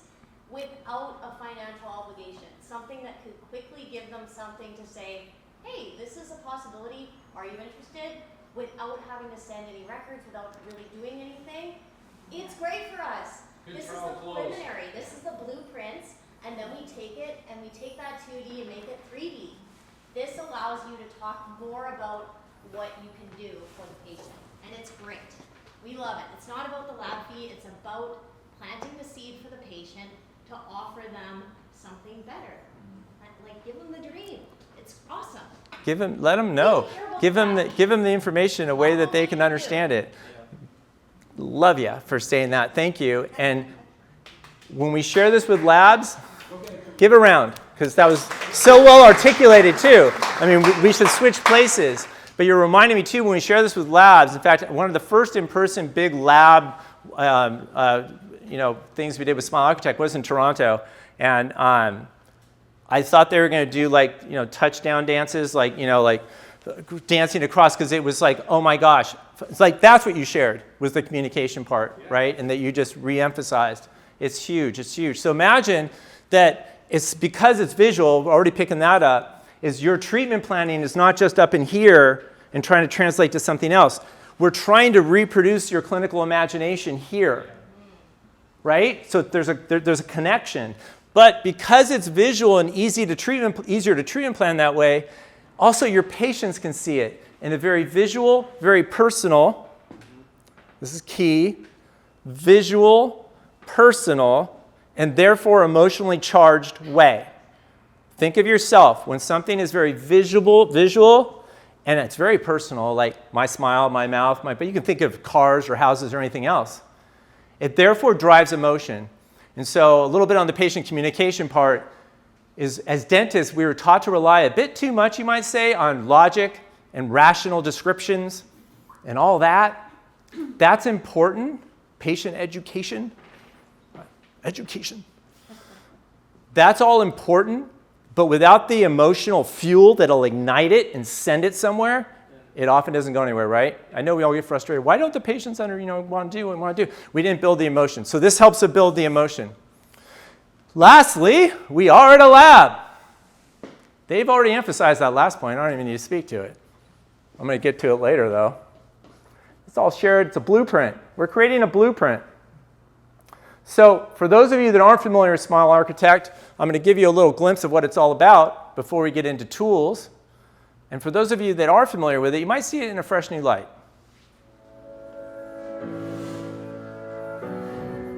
Introducing, first of its kind, Invisalign Smile Architect software. Groundbreaking innovation in ortho-restorative care, transforming many invasive procedures of the past into patient-centric, minimally invasive treatments of tomorrow by making ortho-restorative treatments an accessible part of your everyday dentistry. Invisalign Smile Architect ortho-restorative treatment planning software combines orthodontic and restorative treatment planning in a single platform for predictable outcomes. Because 45% of prosthodontic procedures could benefit from pre-restorative tooth alignment, Invisalign Smile Architect software unlocks practice growth in your existing patient base. Our technologically advanced features are fully integrated within ClinCheck software, allowing you to address the underlying malocclusion in many of your healthy tooth structure, deliver great aesthetics, and promote lasting oral health. Enhanced visual communication helps increase treatment acceptance by making complex plans easy for patients to understand, so you can inspire confidence and deliver outstanding clinical outcomes that create satisfied patients and an efficient practice. Invisalign Smile Architect software, the future of ortho-restorative smile design. So it's not the future, obviously, because we're here right now. I do believe it's now. But we actually released it a couple years ago. We just didn't do that great a job of it, honestly, to launch it out, So we're trying to do a better job now. That's part of what's happening right here. And so you can think of it, if you picked it up from the video, we're providing you a digital diagnostic wax-up. Just by asking for it. Okay, sorry guys, but you come in later. Don't worry, you're not getting left out at the lab. You get a digital diagnostic wax-up that's layered upon clear aligner therapy treatment planning. So layered upon the Invisalign treatment plan that you're used to. So those can all be planned at once in anticipating how we're going to get to the finish line. Whether it's just moving teeth moving teeth and restoring teeth, moving teeth and periodontal work, implants, restore, whatever it might be. In the very near future, we're going to have surgery start making their way into that because exocad is part of us. We're going to start building that in too. But for right now, you can think of it restore, perio, implant, and moving teeth so that everything comes together, to support, synergize that final result. So I've already mentioned, well, I'm going to get to that in a sec. Now let's look at case types. So again, opportunities to use Smile Architect. So one obvious one might be tooth width discrepancies, or tooth shape discrepancies, size discrepancies, like peg laterals, for example. Easy example. Okay, so if we could redistribute the space and reposition them in the arch, can we more effectively create additive restorative solutions? Yeah, something to think about. Maybe better aesthetics too. How about damaged or teeth that are broken down in the front, as an example, obviously. We could choose to do nothing, which happens a lot. Patient goes in and out, and they don't have natural aging wear on their teeth. They have pathologic wear, but they don't even know it. They think it's whatever, it's normal. And then suddenly now they have a vertical crackdown number 8. And they're like, why the hell did that happen? Okay, so we do nothing, or we could restore. How fun is that? And how fun is it for David and his team and James when there's no space to actually create the tooth like it should look and function, right? So we start making it not so long. We start changing occlusal tables. We start maybe not having the aesthetics we want, right? We're used to making trade-offs. So imagine if we can reposition to create the canvas for our masterpiece restoratively. Create an ideal canvas. How about missing teeth? Cultivate the ideal implant site, not just the clinical crowns, but the roots too. And the adjacent teeth, opposing dentition, and maybe look elsewhere in the mouth because usually there's other teeth that are at similar risk. It's kind of the exception where an adult loses a tooth to intraoral trauma and there's no other teeth that are in a similar situation. It can happen, but usually there's some other suspects around. And boy, wouldn't the patient appreciate not having to do that more than once. Gingival architecture or pink aesthetics, often as important as the white aesthetics of the enamel. Repositioning teeth, maybe some soft tissue recontouring, right? So how often do you see stuff like this in your practice? All the time, right? So I guess then you are in my camp to where when I hear, well, we don't really have opportunities for that in our practice or our community, well, I've seen a lot of communities at this point, honestly, around the world. It's everywhere. And so if we come to an agreement on that and we get our team working with us and we use technology to support us and we support the technology, then we can help to co-discover with our patients all of these opportunities. I've mentioned this blueprint idea. So thinking of the end in mind. Now, ClinCheck, I would say, has always been an end-in-mind kind of software, right? You have the initial malocclusion, then you have the final position you're planning for. That's end in mind. So that's pretty cool, right? As dentists, we think that way. Do you not, when you see a broken tooth, do you not visualize what it's going to look like after you fix it as you're diagnosing it, right? It's in our DNA, end in mind, end in mind. So again, ClinCheck only moved teeth before. So they realized, well, for most of these adults, the end in mind is not just about moving the parts in a better position. So think of it, it's helpful to have an analogy to something we're more familiar with. Let's say building a house like this. So this is a preliminary architectural blueprint. Preliminary architectural blueprint. It is to scale, and pretend you could rotate it in all sorts of different directions. It gives us a lot of really vital information, doesn't it? You look at that, you know what we're building, you know how many stories it is, you know where windows are, you know where doors are, which way do they open, how do they relate to each other. You start to get an idea of how energy and activity runs through this structure, right? But you don't go out and start buying the materials just yet, do you? No, you don't. You need to then have this rise up serve as a baseline towards a micro-engineered or micro-designed plan. So you might get the hint of where I'm headed with this. Imagine if you were having your house majorly remodeled, okay? And the team came in and they started demoing your walls. And you asked them if they had a drawing of what they're trying to do, a plan, and they said no. Would you find that alarming at all? Right? But as dentists, we're trained to do that. And that had a very valid place in the past. And so what I would propose with an innovation like Smile Architect is we don't need to make that trade-off anymore. This isn't 1995. It's not 2005. We have something that can help us with a preliminary architectural plan that everybody's starting off in the right direction. We have a wonderful speaker, Sadaf Fazel, Dr. Sadaf Fazel. Do you know her at all? Yep. Okay, she's wonderful. And I saw her speak recently at our GP Summit. And one thing that I just was like, gosh, that was awesome how you did that, is she showed the final photographs of a case that was completely done, the restorative work, everything. And then she showed Smile Architect, or I think she has some really cool video that blended them. And it looked a lot like the Smile Architect setup. So it's just like in a traditional workflow where you have a actual wax up on stone models, is the final veneers and restorative solutions, do they look exactly like that diagnostic wax up? Not always similar. You have a lot of pride. And I hope you do when I work with you. But the honest truth is through the stages of adjusting provisionals and, and test driving in the mouth and blah, blah, blah, and all those things, is that the final result should look a heck of a lot like it, like you said, but it's not going to look exactly like that in most cases. So it's the same thing here. So we have our preliminary plan. It guides our step forward. It also helps us anticipate what modalities are we going to use to accomplish this. Implants, moving teeth alone, restorative. As we've emphasized, it's all visual, and therefore the continuity of the plan is assured, just like Dr. Fazel showed so masterfully. The continuity is assured. So part of why labs are doing backflips. Wow, that's a nice bit of information to get, is this blueprint as we seek to help you. Now, as we created this blueprint, we didn't just kind of stick our finger, our thumb up and think, oh, what would be the best way to do this? Is we brought a lot of knowledge with us, of course, but we started working with industry leaders. You might recognize a couple of them. This is just a sampling. We worked with a lot of them. And so by learning and working with them, we're able to blend facially driven aesthetics digitally and bioaesthetics to create the current version of Smile Architect, which is a 2D face with the 2D reference lines with a 3D blueprint inside of the smile. So 2D, 3D. Don't get used to that.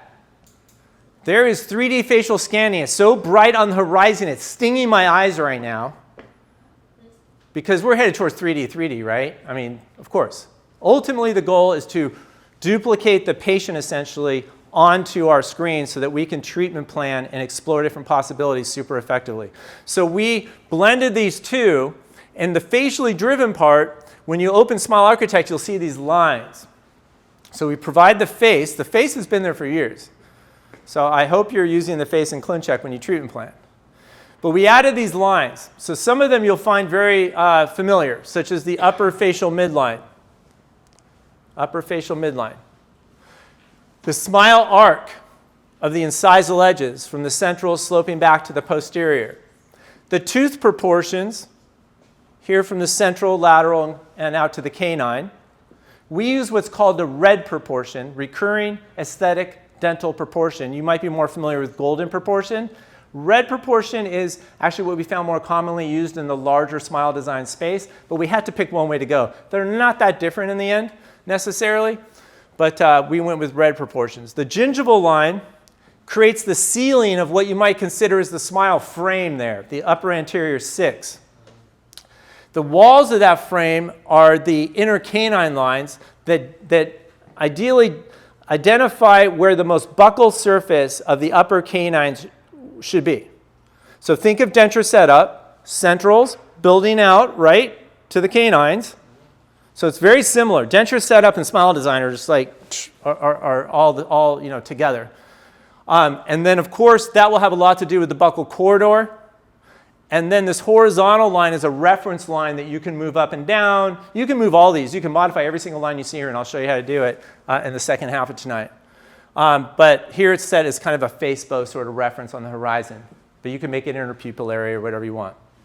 So these are the lines that are provided to you. Now, that's blended with the functional occlusion goals that we saw earlier to create, ideally, this morphing of all of that together. So this is bioaesthetic, this is form and function, and it's in a way that we can see the model here as we plan the functional orthodontic part here and the health part, but we immediately can validate the aesthetics here at the exact same time. Yep. Do you have the ability to dictate or have an Emma shot? Or am I jumping ahead? Oh no, you jump right in. Kim's right there. 'Cause if you No, it actually needs to go to someone else. This comment needs to, okay, I'm recording it, go. Emma normally will dictate if men have a display 1 to 2 mils max, women 2 to 3 with Emma. Maybe 4. Maybe maybe even 4. longer, yeah. But just wondering if is that, because that's how we dictate how long we make centrals if we get the Emma and or E. You know, if we don't want to be, that was almost an E, that smile on that gentleman. Yeah. I didn't know if you have that ability to see that or not. I don't know. So what we have the ability for, so is everybody familiar with the Emma position, the relaxed repose, lips parted? Yeah. Okay, if I asked you to go and then just stop, your lips are parted but relaxed. How much are your Emma, yeah. So that photograph, I fought like a dog to get that. My bite, I need to bite. I just barked. I needed to bite. But we don't require that. But what we did add to the template on the photo capture on the app is we added shots that you can do whatever shot you want. That's at the bottom. So you can take, and I would recommend take an Emma shot every single time. The software is not going to read it at this time, maybe in the future, but you can reference it and then look at the smile, but reference the Emma position. Thank you for asking that. I lost my voice barking for that one. So let's look at how easy it is to submit a case. Okay, how do you get this thing started? It sounds wonderful. How hard is it to get it started? Not hard at all. We want to keep it easy.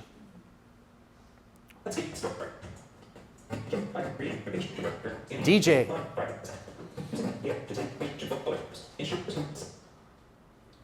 Refresh? Yeah, Refresh what? that's fine. It's the Bluetooth, so it's Oh. it's how it's coming out. Really? Is that how it's going to be the rest of the time? No, just for that particular video. Is it Okay. embedded? Yeah. I have a lot of embedded videos. All right, I'll walk you through it. So you create records. The only required record is the wide smile photo, which is the center photo in our photo capture template on the app. So you need to use the Invisalign Practice app because it also has this guided photo taking feature. Are you using the app for photo taking? Okay, I would strongly recommend it. I'll talk about that in a second. You can use an iTero, but you can also submit PVS or any third-party accepted scanners. So you don't have to have an iTero to do this. So that was how simple that was. That was pretty fast, right? So again, the only requirement is the wide smile photo right there. That's what the software reads. Okay, this is for what you could have this in any Invisalign case you have for years now. So if this is new news to you, let's not make it new anymore. This is what fuels ClinCheck and iTero for IOSIM Pro. Here we have the video. So we added a video now that's down below the template. These are the additional views on this lower row right here where you could have the Emma position. These intraoral shots, if you have a fairly recent version of iTero, you may not even need these intraoral shots because you have a 3D scan of, Lumina is basically a 3D photo. So you need this. This is incredible to have, as you'll see in a minute. This just makes everything better, as Mark described, but you don't have to have it. And Smile Architect lives on ClinCheck. Okay, if you have questions, let me know. But that's all you need to take records-wise. Dr. Lopes, will the lab be able to get the video easily enough? You can share all the assets as you want. Like when you share ClinCheck, you can share photos. And so, yes, you can share all this stuff with lab, or you can have Zoom meetings with the lab. You can, virtual shares. You will show us how to take the video? yeah, I'm going to get into the video just a little bit right here because it is really important. I'm glad you're liking it because it's a lot to like. So this is what we came up with. Was it earlier this year or was it last year? I can't remember. I wonder if this one works. Are none of the embeddeds going to work, you think? Actually, it doesn't really matter that much. Yeah, that's terrible. All right. Okay, so this is not a simulation. Forget that simulation part. That's because engineers created the slide or the image. That is a treatment plan. What you are seeing is the actual ClinCheck plan dynamically with the patient being videoed, singing songs, doing whatever to show a natural, relaxed example of their lip dynamics. Now you imagine your patient. Remember visual, personal, emotional? You think? Anyone do intraoral mock-ups in the mouth? I think we probably all have in some capacity. When you do an intraoral mock-up, you have to sit the patient back. There's materials, there's taste, there's smell, there's instruments, there's vulnerability to the patient. As awesome as they are, there are friction points with that, with a patient experience. Here, look, this is the video of your treatment plan. You just click it. Does that sound pretty cool? Okay, you got a little bit of stone faces. Maybe I'll give you a break so you can refresh or something. But that is freaking amazing because technically that is so hard to create. I can't begin to tell you. To create a video of a patient smiling and moving and having the teeth not move all over the place and have it be clinically accurate. Our engineers went nuts creating that. It is awesome. So let's look a little bit about how that happens. So this is a little video introducing, without audio, about how that happens.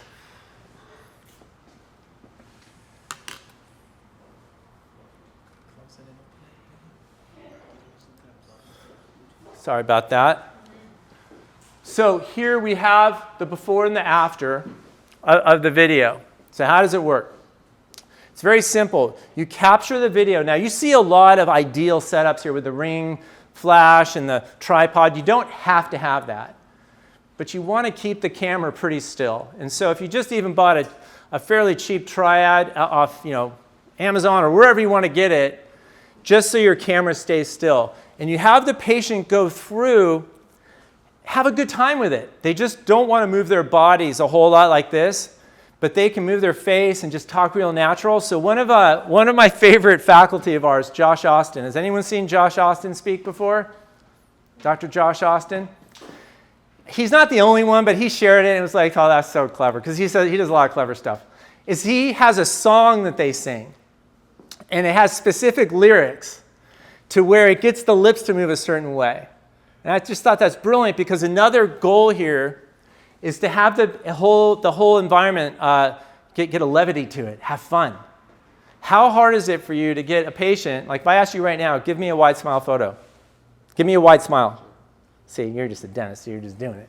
But we all know how awkward it can be to get a patient to smile, especially if they've been self-conscious about their smile for years, forever, right? And now you're asking them with a camera in their face, give me a wide smile.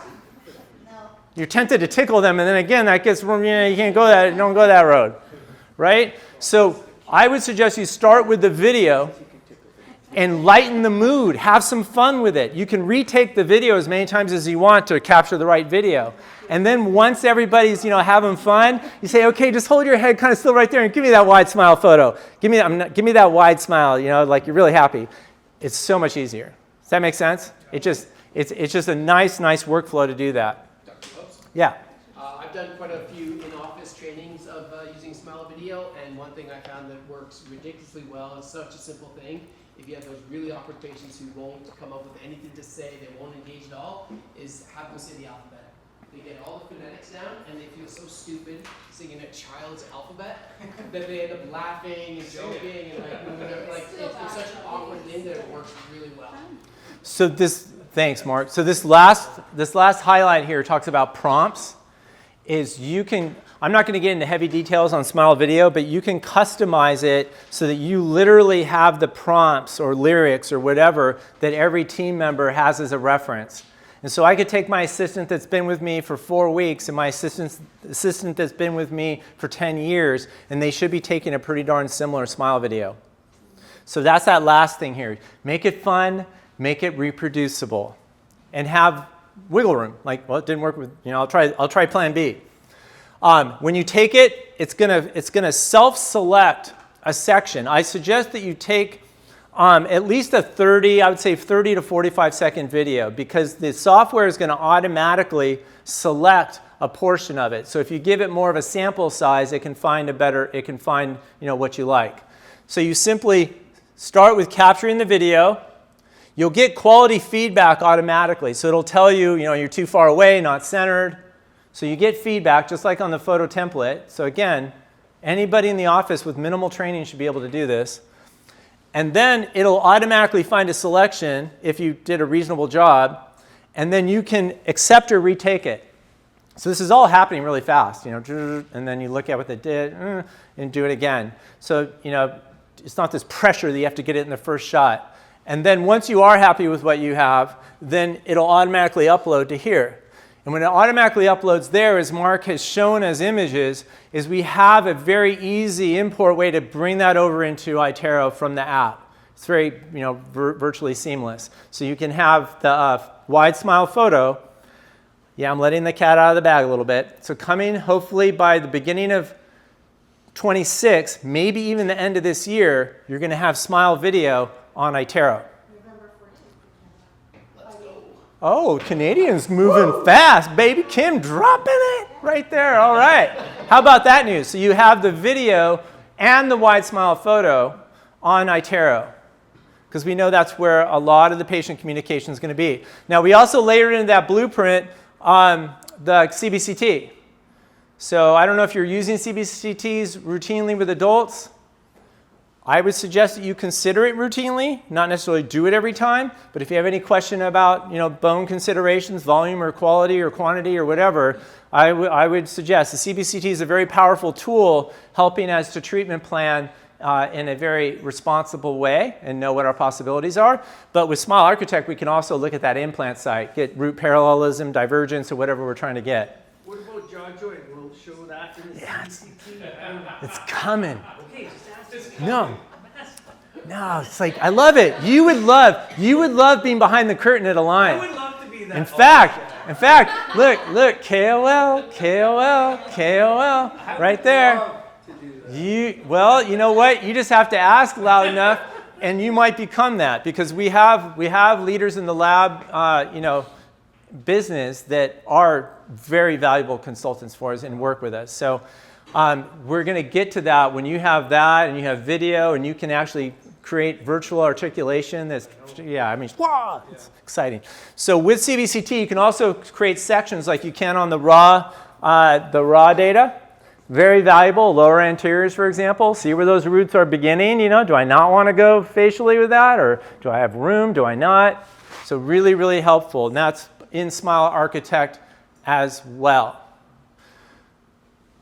So, prescription. Very simple. You select adult. It's only for adults right now. It's not for teens. And then you go and select Smile Architect. That's that extra mouse click. And then you choose which product we have that you want to use. So I'm going to select Comprehensive as an example. Okay, we're one mouse click in. And then you get our newer prescription here, the FlexRx. And you can designate here in a very intuitive way, like our other practice softwares, which teeth you want to wax up. By default, it gives you the upper canine to canine. I strongly recommend you go upper second premolar to upper second premolar at the very least every time. That's our classic aesthetic zone, right? That's actually originally how it was designed, but somebody made some decisions along the way and they went canine to canine. Yeah, I'm a little bitter about that, but that's okay. Julia Roberts was going first molars at least. You choose what's in that aesthetic zone, but I would suggest, now why do I say that is that if you make a decision that, well, I'm only going to restore number 10 and number 9 or something like that, you can do that, but the software is then going to forfeit the facially driven protocols, and it's just going to try to put a wax up unit on there to blend in with the rest of the teeth. So you're forfeiting a lot. So start wide and narrow in, because you can take away wax up units on ClinCheck that I'll show you. You can just take them away. So start wide and narrow in versus start narrow and try to widen out. Yeah? Question. Whoa. The Smile Architect software app is currently free. If yes, does Invisalign ever plan to? Who asked that? What do you want me to say? No, never. I'm sorry. I'm just having fun with you. But I can't predict the future on how Align decides to recover the millions and millions of dollars they spend on our behalf. That's way above my pay grade. I think it's above everybody's pay grade in this room. So you can write Joe and ask him. It might be his pay grade. Joe Hogan. Joe Hogan. I can speak to this as somebody that's totally outside of it. Software requires maintenance. It requires innovation, bug fixes. It's a constant evolution. And there are people that are dedicated to working on that, and those people need to get paid. So the fact that it's free is amazing, but software costs money. And it's it's a constant progression. And it's something that allows you to prescribe more to, and that's money in your pocket. So something that brings an ROI typically has a cost eventually. Maybe not, but it kind of doesn't make sense that it's free. That's all I swear she's not a hired gun. You did work at Henry Schein, though. You sure? So you've seen behind the curtain too. You've seen behind the curtain as well. Line's gonna poach her from us now. Wow, we're rare. Maybe. So, just to emphasize again, you could ask to wax up every tooth in the mouth if you wanted to. There's no limit to which teeth you can wax up, but I suggest at least the upper second premolar to upper second premolar. And then we also include a question about spacing, which is new. This is to your point. This is a constantly evolving new prescription experience. The goal is pretty simple. What are some good questions to ask here to get you to the visual part of ClinCheck that then you can finish the treatment planning visually? That's kind of the goal. And so spacing, where you can create same space left to right, for example, contralateral side, stuff like that. So some of you may follow. Do any of you have templates from coaches we have, like Ryan Mullis or anything like that? Or you might have your own Invisalign personalized plan, IPP. If you have a specific template that is a clinical preference that you use like that, at this time, it'll apply to the ortho-only case, which is just moving the teeth, not to the one that has the wax up. Coming very, very, very, very soon is it will apply to both. That's like maybe within, do you know, it's by the end of the year, I think, but it might be in the beginning of New Year, but I think it's by the end of the year. So that's for the templates. Now, so just to keep that in mind. So let's look at the tools. Yes, we're finally going to get to the tools. This is what, and I hope that this speaker works. The speaker guys. Because We play it over your laptop speaker. It's a small one, right? Yeah. Why don't we do that? Just put the mic to it. Turn this off. I'm not getting anything. Yeah, play it over your laptop speaker. Just do that. That's not very good. It's not the best, No. most ideal situation, but No. Okay, so let's go back to, I'll just walk you through it. I think I know it pretty well by now. So these are the new tools. There's just cool music. I don't have the music. I'll sing. Now it's angry with me that I... How dare you? Please don't.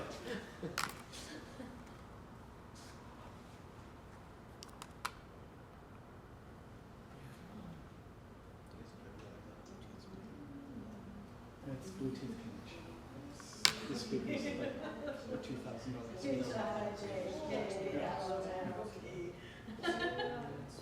Okay. So the new tools is, so you have the face, you have the model. the first tool that's going to be demonstrated is showing the digital wax up. Now, what to take away from this, one of the main things to take away, here they're showing a comparison, so this is good for patient communication, obviously, and for you, but also, specifically, imagine patients being able to see the before and after. We have facial lines that I've already described, and here, the takeaway from that wax up is that you can set it at different opacities. So here you see, you just saw 50%. That's 100%, so like digital white wax. And now it's back to 50%. So you can see through the wax up at every stage of where the tooth is during your plan, from the very beginning to the end. Yeah, thank you. That's pretty amazing. It doesn't exist. By the way, this doesn't exist anywhere. There's smile design software out there, but it's designed for labs primarily because it has a pretty sophisticated set of tools. It takes time. That's why we pay our labs, right? It takes artistry. It takes knowledge. It takes all of that. There's some of us that are the artisans in the room that like to spend a lot of time on that. Most of us are spending our time on other stuff. And so we didn't want to create a tool that took a lot of time. So we created a very intuitive one. And in doing that, we layered the clear aligner therapy in it. It doesn't exist anywhere else. It only exists here. That's it. So I'm going to walk you through the tools a little bit in more detail now. When you do open up Smile Architect, you'll see three faces. This is initial malocclusion. The center one is ortho only. So that means that's just moving teeth. So if you just didn't look at this side here, this is business as usual. This is regular preferences, everything. This should be just like you submitted it as a non-Smile Architect case. But because you submitted it as a Smile Architect case, you get to reference what it would look like with the wax up. You can select either one of these to move forward with and explore possibilities with and without the wax up. Any questions about that? So that middle shot is just of the patient's natural teeth as they sit, just set. Yes. Yep, that is just regular Invisalign sort of experience with the face. It might have been bleached a little bit. Well, that's a rendering. So the amazing part of this is that this is a photo, and that's a rendering. And it's kind of an older one, actually, I can kind of tell. And so we're going to get into the shades in the future, but right now you might see that it's a little brighter, yeah. So put some whitening gel in their little kit so they can whiten their teeth. Don't be stingy. Give them the whitening gel, right? And then this is Smile Architect on the side. So you have the two options to explore. And I'm going to show you that in real time, how that works. Now, I mentioned on iTero is catching up, has caught up, is we have the same three representations on iTero if you take that wide smile photo. So it'll generate that Smile Architect setup. It's not the exact Smile Architect setup. So iTero has a different technical flow through it, but they're based on the same basic protocols. So the patient can have this experience chairside or in consult or whatever, and then in the ClinCheck, you should have a continuity of that plan for the most part. And I already mentioned the video as well. The new tools on ClinCheck, the smile one in the center here isn't new. That just brings up the face. So, but it obviously critical for Smile Architect. And then in that smile, we added these three lines in the upper left-hand corner I'll show in a second. That's to see the facial lines on and off. We also added these two superimposed diamonds. Those are to change the way we see the teeth or the blueprint within the patient's face. You'll see that as well. We added next to smile what's called restore. I encourage you to consider that wax up, not restore. There's a misunderstanding often I find where you've already made all your restorative decisions. You may have made some, but the idea behind this blueprint is to help us evolve our decisions. So it's a wax up. It's not necessarily a restoration. And then mass is tooth mass analysis. This helps us to ensure we're going to have a minimally invasive additive restorative solution in the end. So let's look at what these look like. The facial lines, you can modify all of these, but again, these were created based off of 65 different facial points on the face. Our engineers identified 65 facial points. That's crazy. That's pretty impressive, right? And so I don't spend too much time on the facial lines. I'm looking for midline. I'm looking for vertical position of the upper arch, especially the upper anterior. And then I'm also looking at width of smile. So that's really what I use the lines for, is quick references. I don't perseverate too much on the lines in that regard. The fun happens when we get to the wax up itself. So with the wax up, as you saw, you can see it in 50%, 75, 100% opacity. And if you'll notice when I change this to a different view on those diamonds to what's called superimposed, it looks like a cartoon, right? So we wouldn't show that to our patients. But watch as the teeth go through the stages of treatment, they move at the same time in the face. Do you see that? Yeah. That's the same when we modify as well. They'll move at the same time within the face. So it's really, really valuable for us as treatment planners to see that. With these, I'll get to modifications later, but that's the visual of that with the wax up. Now this tooth mass analysis, I'm going to go a little deeper in because it's so cool. It's one of the probably the most popular features on Smile Architect, is that with the deeper oranges and reds and magenta and all that, that indicates that the real teeth at that stage are outside the design by increments of 0.5 millimeters that I'll highlight in just a second. And then look as the case goes through movements, goes through the stages, that you see the darker colors go away. On a traditional wax up of stone models, think of it like the stone tooth is sticking through the wax, right?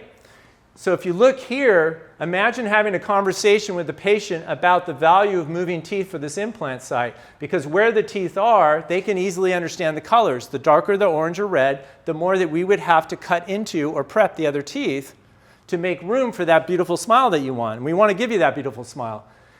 Or if we don't move them, then we're going to create a narrow central. It's going to be out of balance. It's not going to be proportional. But if we just go through a short round of Invisalign treatment to just move those teeth, just create that space, we don't need to do anything to those interproximals of the other teeth. We don't have to do anything to the sides of those teeth.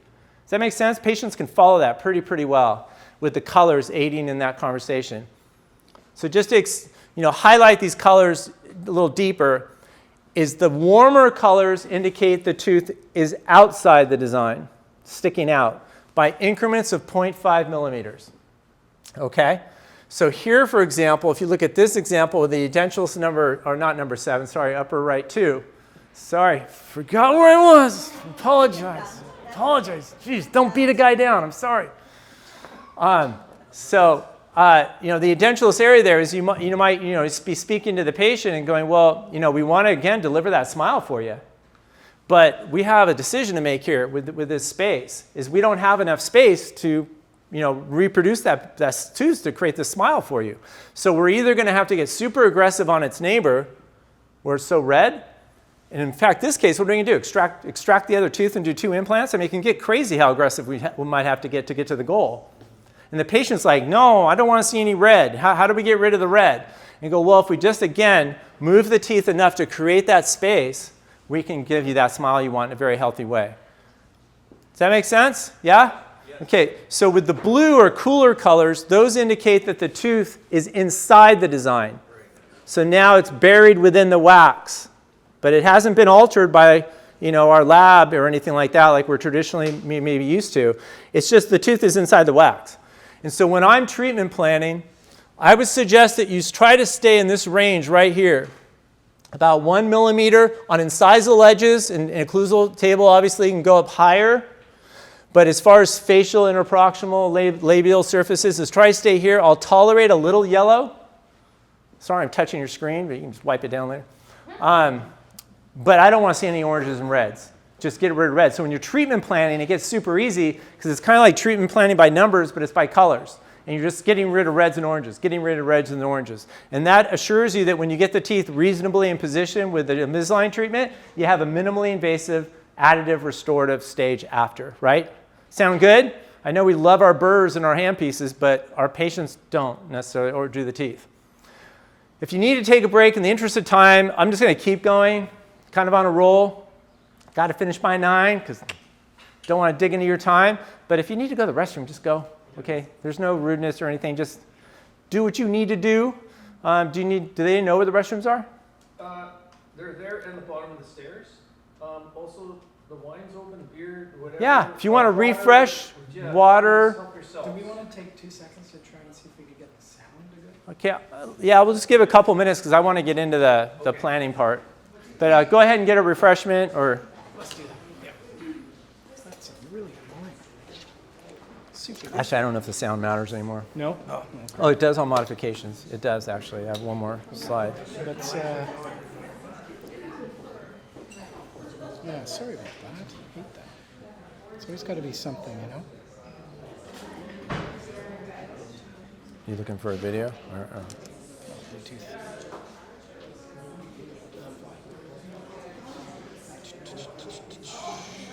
Oh, well, we don't go there. That's not where we want to go. We're going to go to this guy. All right. It made sense. We're connected, so.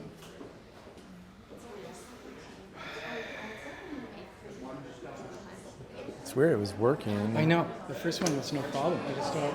You want to try again? Yeah, let's give her another try.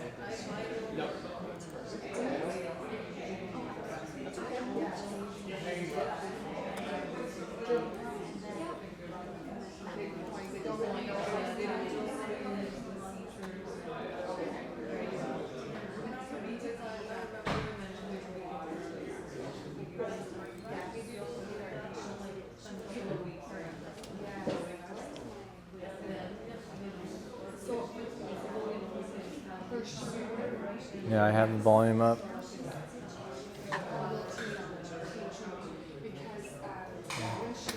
I don't know. That's so strange. So now it's just not. So strange. Can you play sound on another application? See if that works. Let's see, like. Just like a YouTube video or something. You gonna see my workout videos? Let's do it. Bust into some hot yoga or something. How about some fantasy?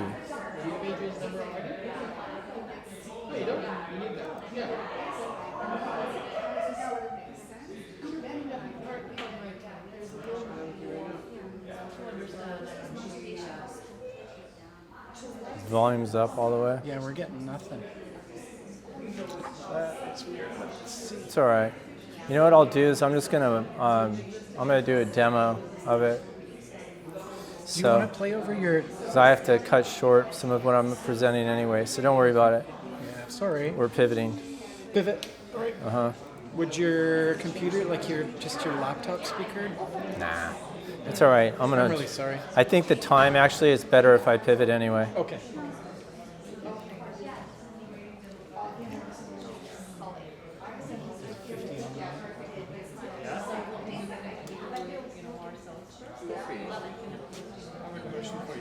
Oh, yes. Hi. Hi. Like there's some people who would still want to see how the smile is. So I would still have to send it to the lab or digitally design For a it mock-up in the mouth? mock-up. Yeah. Is it possible to use this thing or somehow? It's not what's called production ready. I'm going to show in the end how you export and speak to that specifically. Beautiful. Yep. Because we got some 3D printers in our office as well, so if something can be done. Do you have an iTero? We have iTero. Do you have Design Suite? Yeah, we have Sprint Ray. Okay, so you have, from iTero, you have the ability to do that. In the future, Smile Architect will probably build into the whole iTero experience with the STL, so that's being worked on, but not yet. Mm-hmm. Yeah, I'm getting it. It's working on my phone. I don't know. Technology works fine when it's doing it.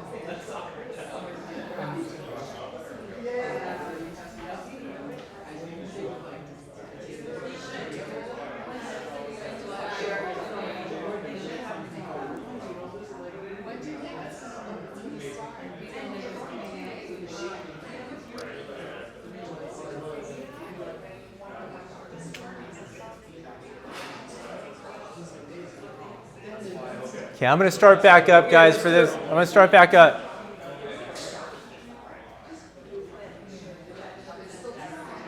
Mark, could I get the presentation up? Thank you. All right, I'm going to start back up because we want to honor that 9 o'clock cutoff time. You know, just to be honest with you, we usually present this with 2.5 to 3 hours. And so it was a little bit of a challenge where I'm trying to trim it into, honestly, a little under 2 hours. So I'm doing my best to trim it, but there's some vital stuff I want to make sure I get to you. All right. All right. Let's try to keep it down a little bit. All right. So one thing I want to share with you is I'm not gonna go super deep into this. This is treatment planning, but I want to show you what you're going to get in your PDF, and I believe it's worth gold. So I do a lot of teaching around how to treatment plan, but this isn't really just about Invisalign. This is honestly about any advanced restorative aesthetic work you're doing. But in this example, I'm using it as a bulletproof system towards treatment planning with Invisalign. So this is what it looks like. Is to keep it simple is divide the what from the how. Just keep it simple. What and how. What is the final tooth positions? This is denture setup. That's all this is denture setup. Okay? So nobody knows this better than we do. Nobody knows this better than we do, all right? Over here is the how, is movement strategies and tactics. This is where a lot of our education for general dentists resides, and for orthodonts, is how do you get the teeth from here to where I know that denture setup should be? Okay, so I encourage you to pursue education on that. I'll give you a tip at the end on opportunity there. This is largely driven, the what, by the 3 dimensions of occlusion. When I'm teaching treatment planning, we go deep into this a bit, but not complicated. Keep it simple. There's a few essential elements to pay attention to here. So as we build this out with Smile Architect now, there's a step 4 called bioaesthetics. So the function has now turned into form and function, bioaesthetics, instead of just the functional occlusion. And then here I added that tooth mass analysis, so that think of that as minimally invasive. So we only have 7 steps here, but if we can consider the essential elements in each, and I know this is a lot right now, so all these words, right? Yeah. Is if you did take a look, and you'll have the PDF, I trust you'll recognize, if not all of these, most of these. Okay? Now, the secret to success with this systems were mentioned earlier, this is a system, is that you at least consider all of these in every case. It doesn't mean you're going to correct all of these. It doesn't mean you're going to seek perfection in all of these, but you are at least observing and considering all of these. Okay? What you see here, you'll have a PDF of this. What I can assure you, absolutely guarantee, is that if you adopt a system like this or morph it into your existing system, but if you don't have like an actual written system or one that's just cemented in your mind, consider this one, to where you discipline yourself to maybe in the beginning spending the extra time to consider all of these elements in a ClinCheck. And what you'll find is the quality of your setups will go through the roof. Your efficacy, the quality of your output of the plan will be so good. It'll be so much better, perhaps, because you're considering all these. So what does a higher quality plan then translate to? A case going better, right? That's where we don't have cases going on forever. Refinements that never seem to end. Or treatment planning with the CAD designers where we just keep going back and forth, and it goes on and on and on for weeks or months. Is to have a system that's not only very effective, but also efficient, is your efficiency will go through the roof. You'll be surprised if you just discipline yourself to follow this for weeks to a month or something like that, very fast. I don't know how long it really takes, but you'll find that, wow, I'm getting through it real fast, and the quality is super good. Why I know this is bulletproof, this is a guarantee, is because it's not just my best practices that I'm sharing, it's what I have learned from so many really, really good providers, top faculty at Align, people who know Invisalign like the back of their hand. and I looked at what are they doing? What are they looking at? What did I learn to do in Coyce and Pankey and Dawson? And how does that match what they're doing? And bringing it all together. So I encourage you to please consider this when you get that PDF. And to apply it, it's very simple. You look at each section, and you make maybe in the beginning a physical note of what you would like to explore that might look differently when you modify the ClinCheck. So if it's something with tooth alignment, you might say number 10, rotate mesially, a little bit more, 10 degrees. Or you don't have to get that specific. That'll happen in ClinCheck. But you have a list of what you would like to explore different. So then when you get to the modifications, you have laser focus on exactly what you want to do with the 3D controls that hopefully you're using. That's a lot different than modifying a ClinCheck and scratching your head going, oh, I wonder what I could do different, right? You ever felt that feeling? It's always like Groundhog Day. It's always the same thing, but different. It's here to have a system so you can be very, very effective with it. I am going to mention this one part about treatment planning because it has a strong patient communication part to it before I demo the ClinCheck for you. Has anyone heard the lid and box analogy to the mouth? Has anyone heard that? Well, huge pearl here, and it's very simple. Very, very simple. In fact, I mentioned Dr. Andrea Hofat, I think, earlier out of Toronto. She does such a nice job of this. Is that you're talking to a patient, and you go, consider a box, a file box, and it has a lid and it has the box, right? And the lid has to fit fairly comfortably or passively, if you will, over the box. You already know where I'm going with this, right? And you go, well, the patient, the lid is like your upper arch of teeth, and the box is your lower arch of teeth. And the way nature and your chewing engine, remember the chewing engine patient? The way that wants to work is that lid, your upper arch, fits like that lid over that box. They go, yeah, okay, I get that. And I go, what happens if the box is too big or the lid is too small? And you start pushing down on it. What happens to the cardboard? What's it at risk for? Damage, right? Damage. Oh, yeah, the worn teeth I have. So they start to relate how the lid and box relates to their mouth. And you go, well, what does nature do? Often, what are some signs and symptoms when the box is too big for the lid or the lid is too small for the box?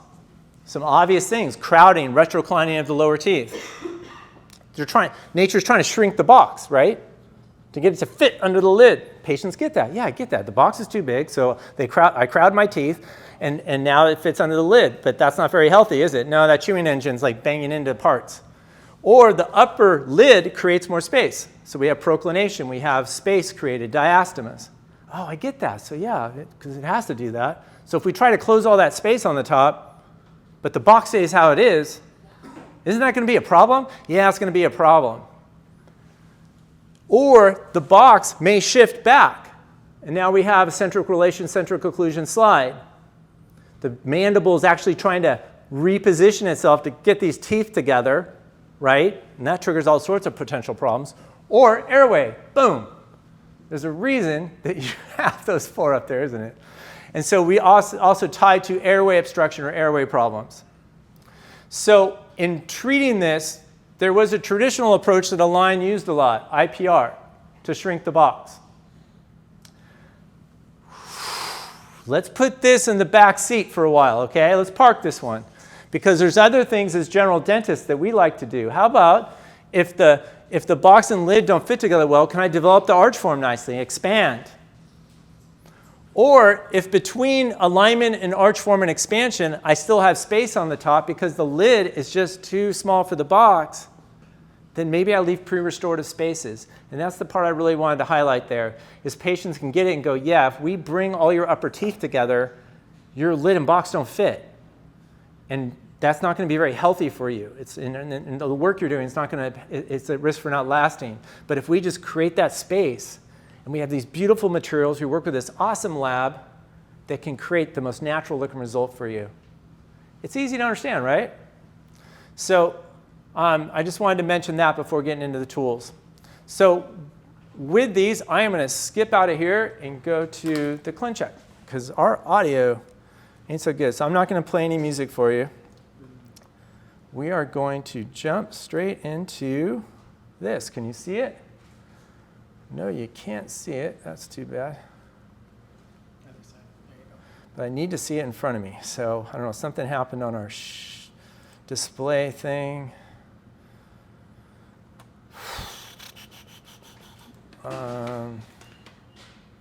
Where's my am I in? Oh, I'm still in. It's because I'm still in.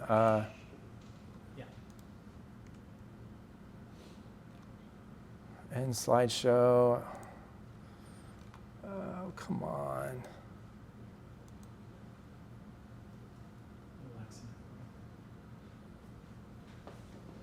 Sorry, guys.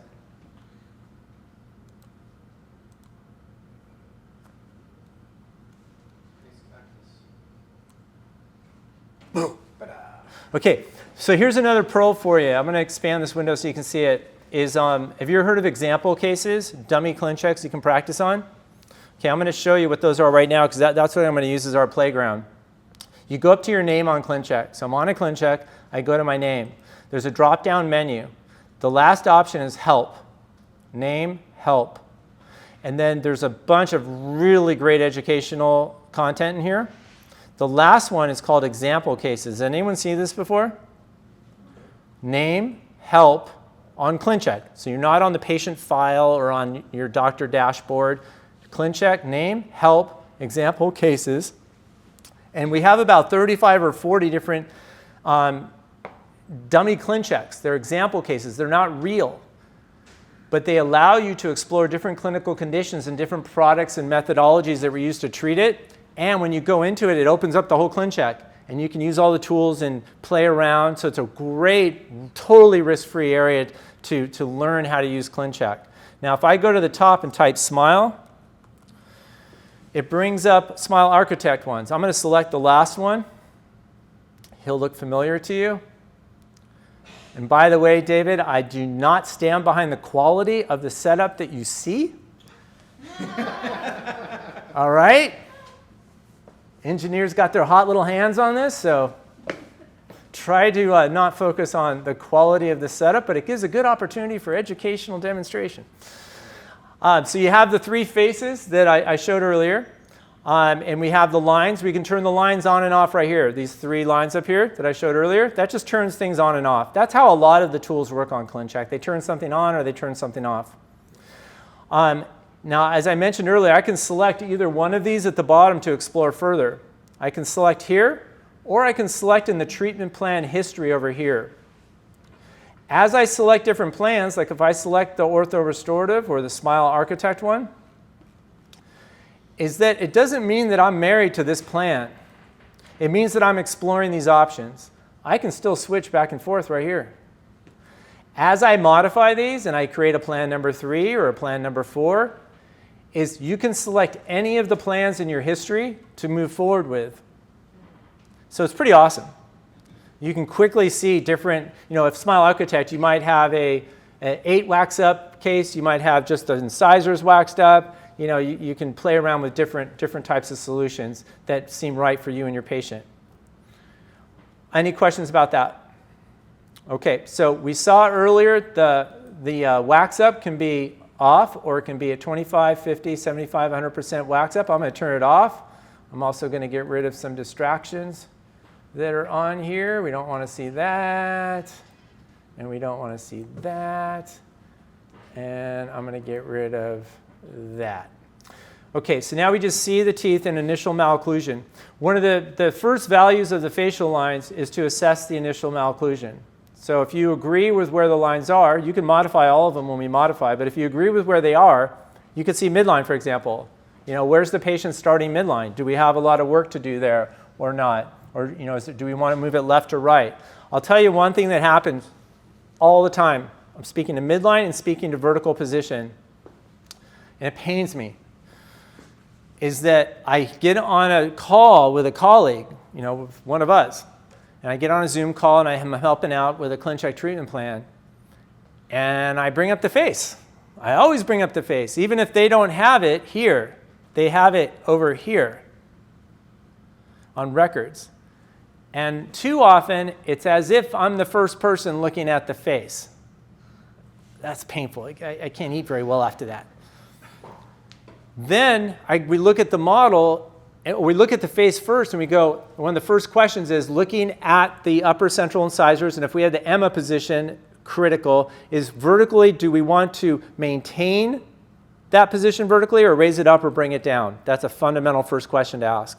Just like denture setup, where am I going to put the centrals? Here, here, here, okay?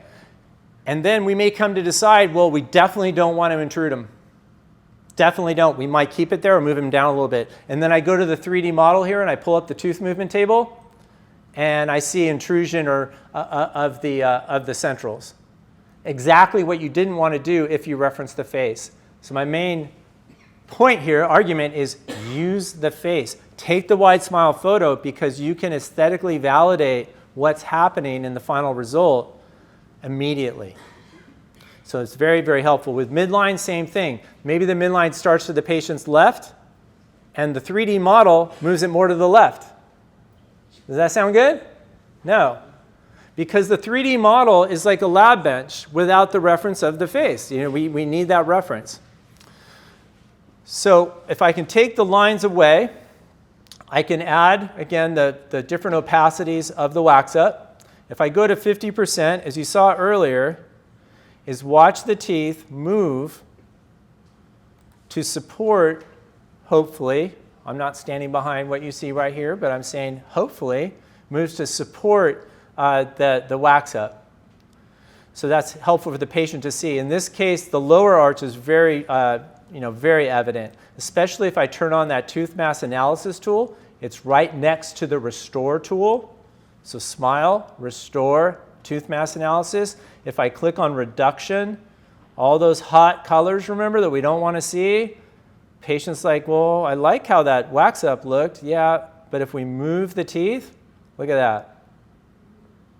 We get rid of it. It's very visually easy to follow, right, and compelling. So here we've reviewed, when you're doing this, you would go through the 7 steps I talked about. When I do that, I would typically have this at 100%, and I would be checking overjet, canine rise, anterior guidance, the angulation between the incisors, the overjet, overbite. I'd be checking all of those elements that I shared on that 7 steps. And then I would have my list of things that I might want to change. So I go to modify. And do any of you, do you use 3D controls routinely? Does anyone not use them routinely? Prefers to write to the CAD designer? Nobody does anything? Do you ever modify cases? Does no one modify cases? Do we just push the green button? I have a whole little slide about that that's really fun. It's not pretty. But, okay, so whether you use 3D controls, let me just make a statement for this. This is 3D controls. Think of this, as I've mentioned before, as denture setup. Is instead of warm wax and plastic teeth, you have digital teeth and you have simulated gingiva. You have tools representing the same things we do with our fingers and do with our instruments. But you do it in a very safe environment where if you make a mistake, you don't have to go reheating and get all this wax everywhere. You just undo what you did. So this is denture setup. This gives you the power to do that. I really encourage. We have a program called Invisalign Pro, iPro. It's a team of clinicians that are dedicated to teach you things like this. It's free. Another free thing we offer. So if I go to the restoration 3D controls, now I can see the wax up. I prefer to change the wax up to 100% when I do this. So you'll see here, I just went up to the restore tool and I changed it to 100%.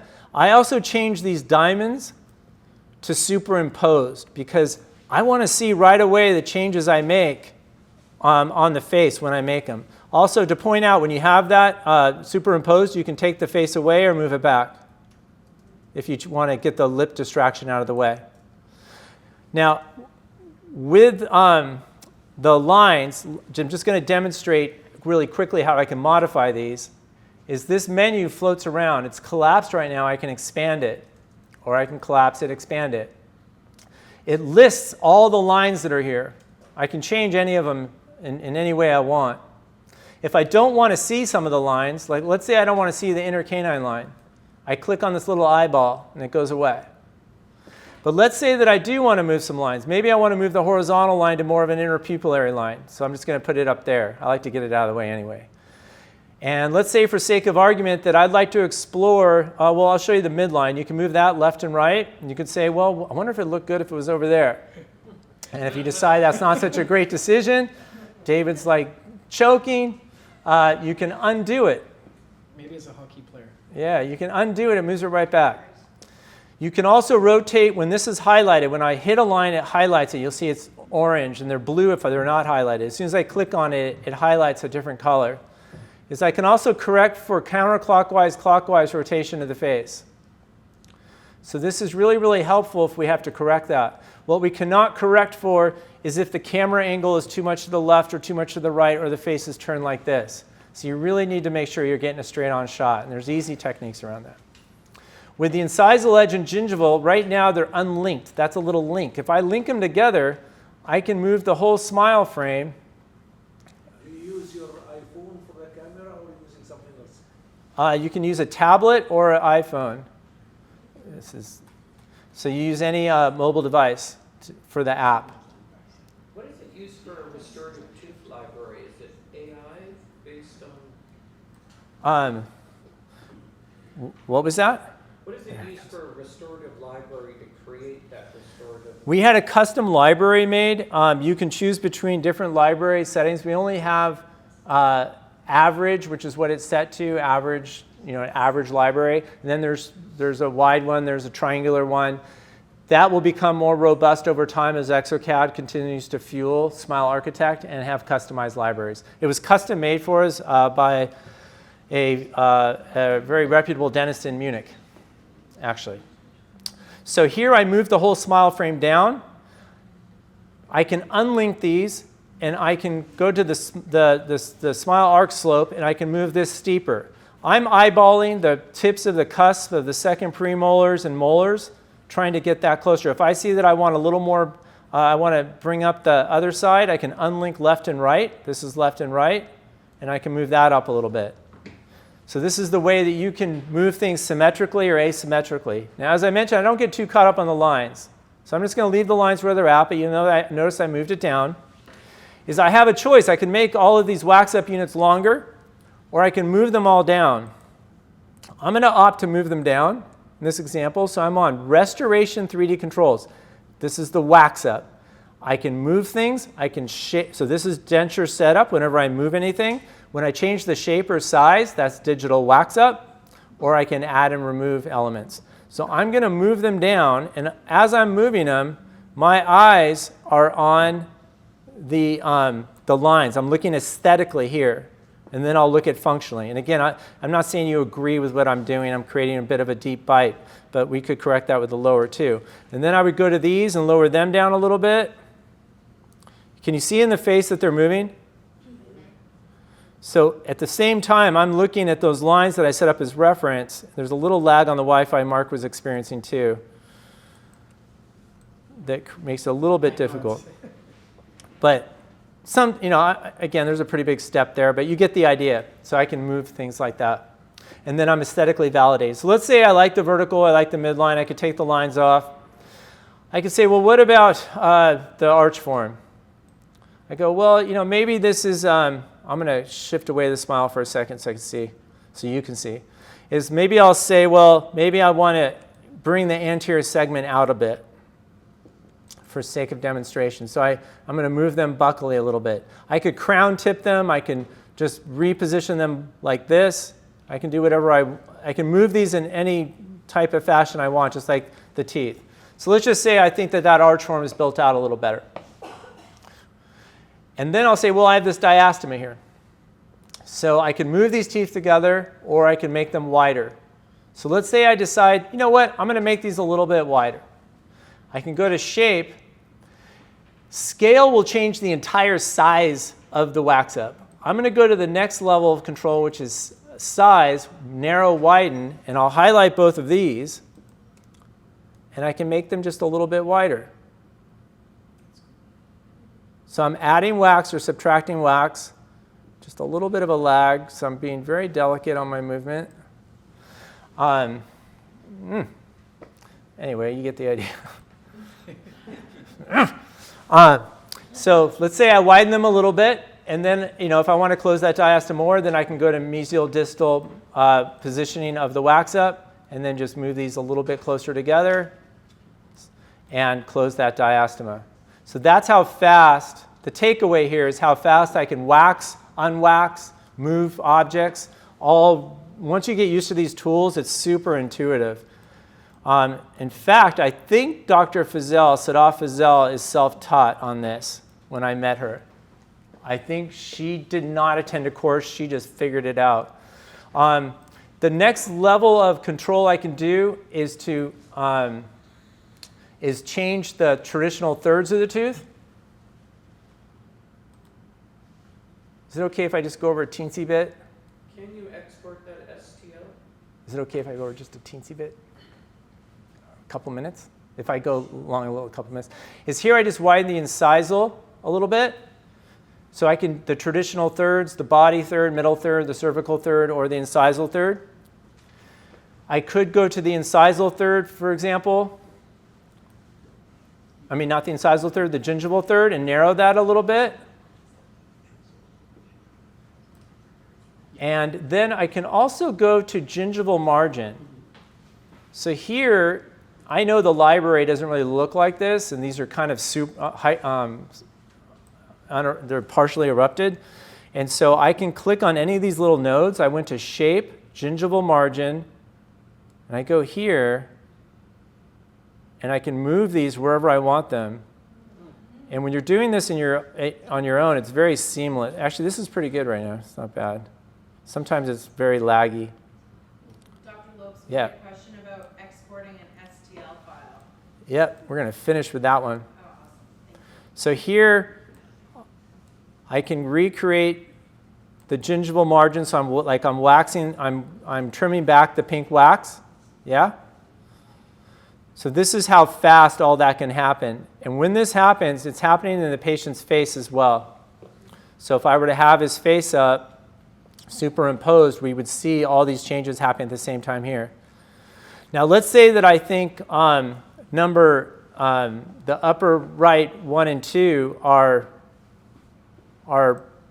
really good, and that I want to use, I like those much better than the upper left. I just want to fix this gingiva for a sec.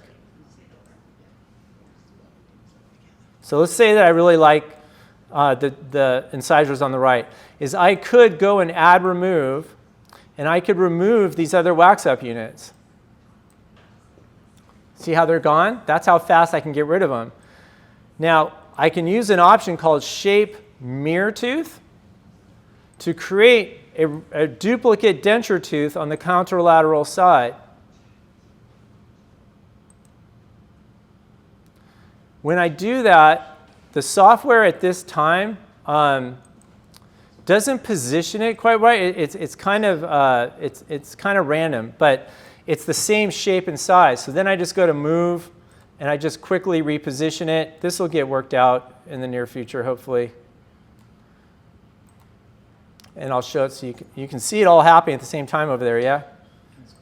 So it doesn't take long for me to reposition these. Imagine in a traditional workflow trying to do all this, right? How long that would take. But here, I'm just accomplishing in literally less than minutes what would take a long time to do otherwise. And I'm not trying to make this perfect, although we're all type A and we want everything perfect. But I'm just going to make it presentable so you can see how fast I did that. And that was pretty off. That was really bad. But that's how fast I did that. I could also change angulations if I wanted on this one, maybe just a little bit more angulation changes like that. So any questions about that, what I just did? I know this is all new to you, but this is what is at your fingertips. And know that when you get a Smile Architect case, you should not be having to make all these corrections. It should be a pretty good setup. If you feel that it's not, then please let us know, because you shouldn't have to do a lot. I'm just demonstrating the tools that are possible so that you can see what's at your fingertips. And of course, I am type A with this, and so it drives me nuts if it doesn't look right, at least somewhat right. Okay, so if I decide that, that I like this setup, did I mention the type A? Like, I think I was a ceramist in a past life, that I want things to be better and not lag. So anyway, I just tuck those in a little bit. A little diastema still, let's just not pay attention to that right now. So if I like what I have here, and I like how it looks here, then I go to tooth positions, and I turn on the mask tool, and I'll turn off the face, because I don't care about the face at this point, and I'm looking to get rid of any oranges and yellows that I see. At the same time, I also want to minimize any crown lengthening I'm doing, so now I'm repositioning real teeth to where I might move this tooth intruded a bit. When I do this, I use the tooth movement table to make sure that I'm not creating overly complex movements. And here I'm matching the tooth positions to the design that I liked. Okay, so I could do that on all these teeth. I could move them facially, facially or lingually as I decide to. On the lower arch, this is an easy one to see demonstrated. You see in the labial there's a lot of yellow, right? So I could change tooth positions or I could change design. Now I might decide, you know what, just like on the top, I'd like to move this design out a little bit, and I simply do the same thing down here, something like that, let's say, and then you'll see that I have a few diastemas, so then I just highlight these incisors, I go to shape, I go to narrow widen, and just make them a little bit wider. Something like that. Again, wax up, denture setup, all happening in real time. Then I'd go back to the tooth 3D controls, turn on my mask tool, and say, did I improve the situation in the front? I did. You see a lot more blue, right? Now you might look also at lower right 1 and 2, and maybe your decision is that you're not even going to restore these. So it's not all about restorations. It's about seeing the wax up to help you decide that. That was a lot real fast. Any questions about that? I encourage you to practice with it, and also if you have an opportunity for a hands-on type course to attend those. We have them in Vancouver, I think, with some regularity, but I would encourage you to do that. So I'm going to finish up now and hand the baton in just a second, because I'm already being a little disrespectful, but sorry, I get a bit on a roll, but we'll be done in 5 minutes. And I'll stay as late as you'd like for questions. Well, although we have another valuable bit of information coming your way. So what I demonstrated to you on a workflow is that seven-step system is here. So having that habitually be how we look at the case, we start to anticipate how we're going to get there. How are we going to get to the finish line? Is it just moving teeth, restoring, implants, perio? How are we going to get there? We start to think about that. We start to get a visual feedback on that. And then I went to modifications on the hybrid wax up and real teeth. I could have added wax up units. You saw me take away some. And so then I want to get that, so I really like it. I like it on the model. It's like I have a wax up on a lab bench in front of me. I like that. And then I have the mock-up in the patient's face of that wax up, and I like that. That's essentially what ClinCheck is with the face.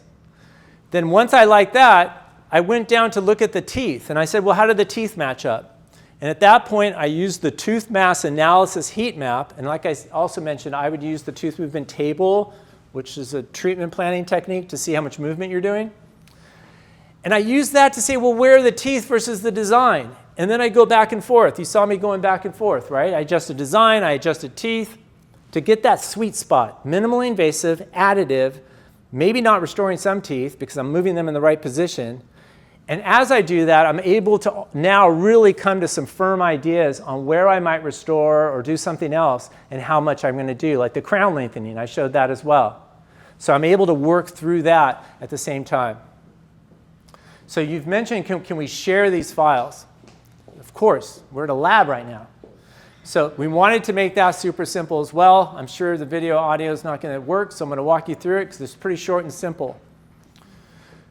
When you export the case files, you go to where the patient's name is up at the top, and you've always had the ability to export, but now we have a Smile Design export. When you do that, you can select what you want to share, and it'll provide all sorts of information. There's about 8 to 10 different JPEG or STL files that are available to you. And you download it, and you get a zip folder with all of those images and all of those STLs. And with that, then you can share it with your lab.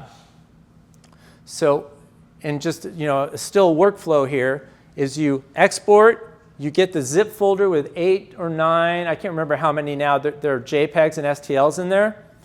And then what Ocean Ceramics, for example, would do is take the STL file and import it into their design software, whether it's 3Shape or whether it's ExoCAD or whatever, the leading softwares, is they have a model import capability. And now they have it, and then you send the final scan of where the teeth are, or your prep teeth, or whatever stage you're at with the patient, and they can layer it, and now, like you've shared, they have some pretty valuable information. They have a blueprint from which to build their artistry and their precision and all of these things that make the final result so magical. So any questions about that flow? It's super simple. What's going to happen in the future is this is just going to continue to synergize as we work with ExoCAD more and more to where it's just very, very seamless on how you communicate with the lab. We're working with labs to also have your counterpart to this so that it becomes very, very, very synergistic. I think Mark touched on this with the iTero Design Suite, where you can go straight to 3D printing or milling straight from the iTero using ExoCAD design features. My point here is an example of where we've just scraped the surface on ExoCAD working with our iTero teams and working with our Invisalign teams. The future is very bright. It is crazy bright. The power of ExoCAD, the power of Invisalign, and the power of iTero get out of town. That's crazy. And we have other AI with X-rays, and I mean, it's insane what we're creating. So as I hand this off, is just ask yourself, when do you want the blueprint? This is a traditional flow, whether it's with braces or whether it's with clear aligners, is how often do we do wax-ups as much as they be valuable? We kind of save wax-up for those special cases, right? Because there's a cost of time, money, third parties, materials. And so we typically don't do wax-ups all the time, right? And so everything after that is only guided by our imagination. So it leaves us at risk when we're doing the demo. Remember the house remodel? When we're doing demo in the mouth, are we being as minimally invasive as we could have been? Unfortunately, if we haven't moved the teeth reasonably well, probably not. And then we hand it to the lab, and they're trying to remodel. We're both trained to make trade-offs. We try to do the best with what is handed to us, or what we're presented with. So I'd like to propose an alternative, contemporary way of looking at this, is that if you look at Smile Architect now, is that you have a blueprint in the beginning by just asking for it at no additional cost to you. And no time.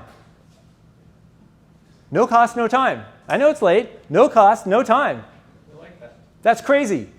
It guides everything downstream so that when you get to the demo, you're doing less demo. That's nice for patient, nice to teeth, and nice for you. Less sweat on your brow. Better results. You hand it to your lab, and they're all sweet. The teeth are in a better position, a good position. I've got a blueprint. We're going to nail this case, right? That gets you excited. It would get me excited. And so when do you want the blueprint? Do you want it just sometimes, or want it at the end, or would you like it in the beginning? So thank you. Thank you for letting me go a little bit over. I appreciate that. Thank you very much. But also applaud you guys. It's Wednesday night. It's late. You made the journey here. I hope you stay for the next part that sounds so awesome and really life-changing to how we communicate with patients. But don't stop here. We have amazing coaches. I've mentioned 2 of them right out of Canada here. We have we have several amazing faculty out of Canada. Jeremy Kurtz, if you've ever seen Jeremy Kurtz, blew my socks off at GP Summit.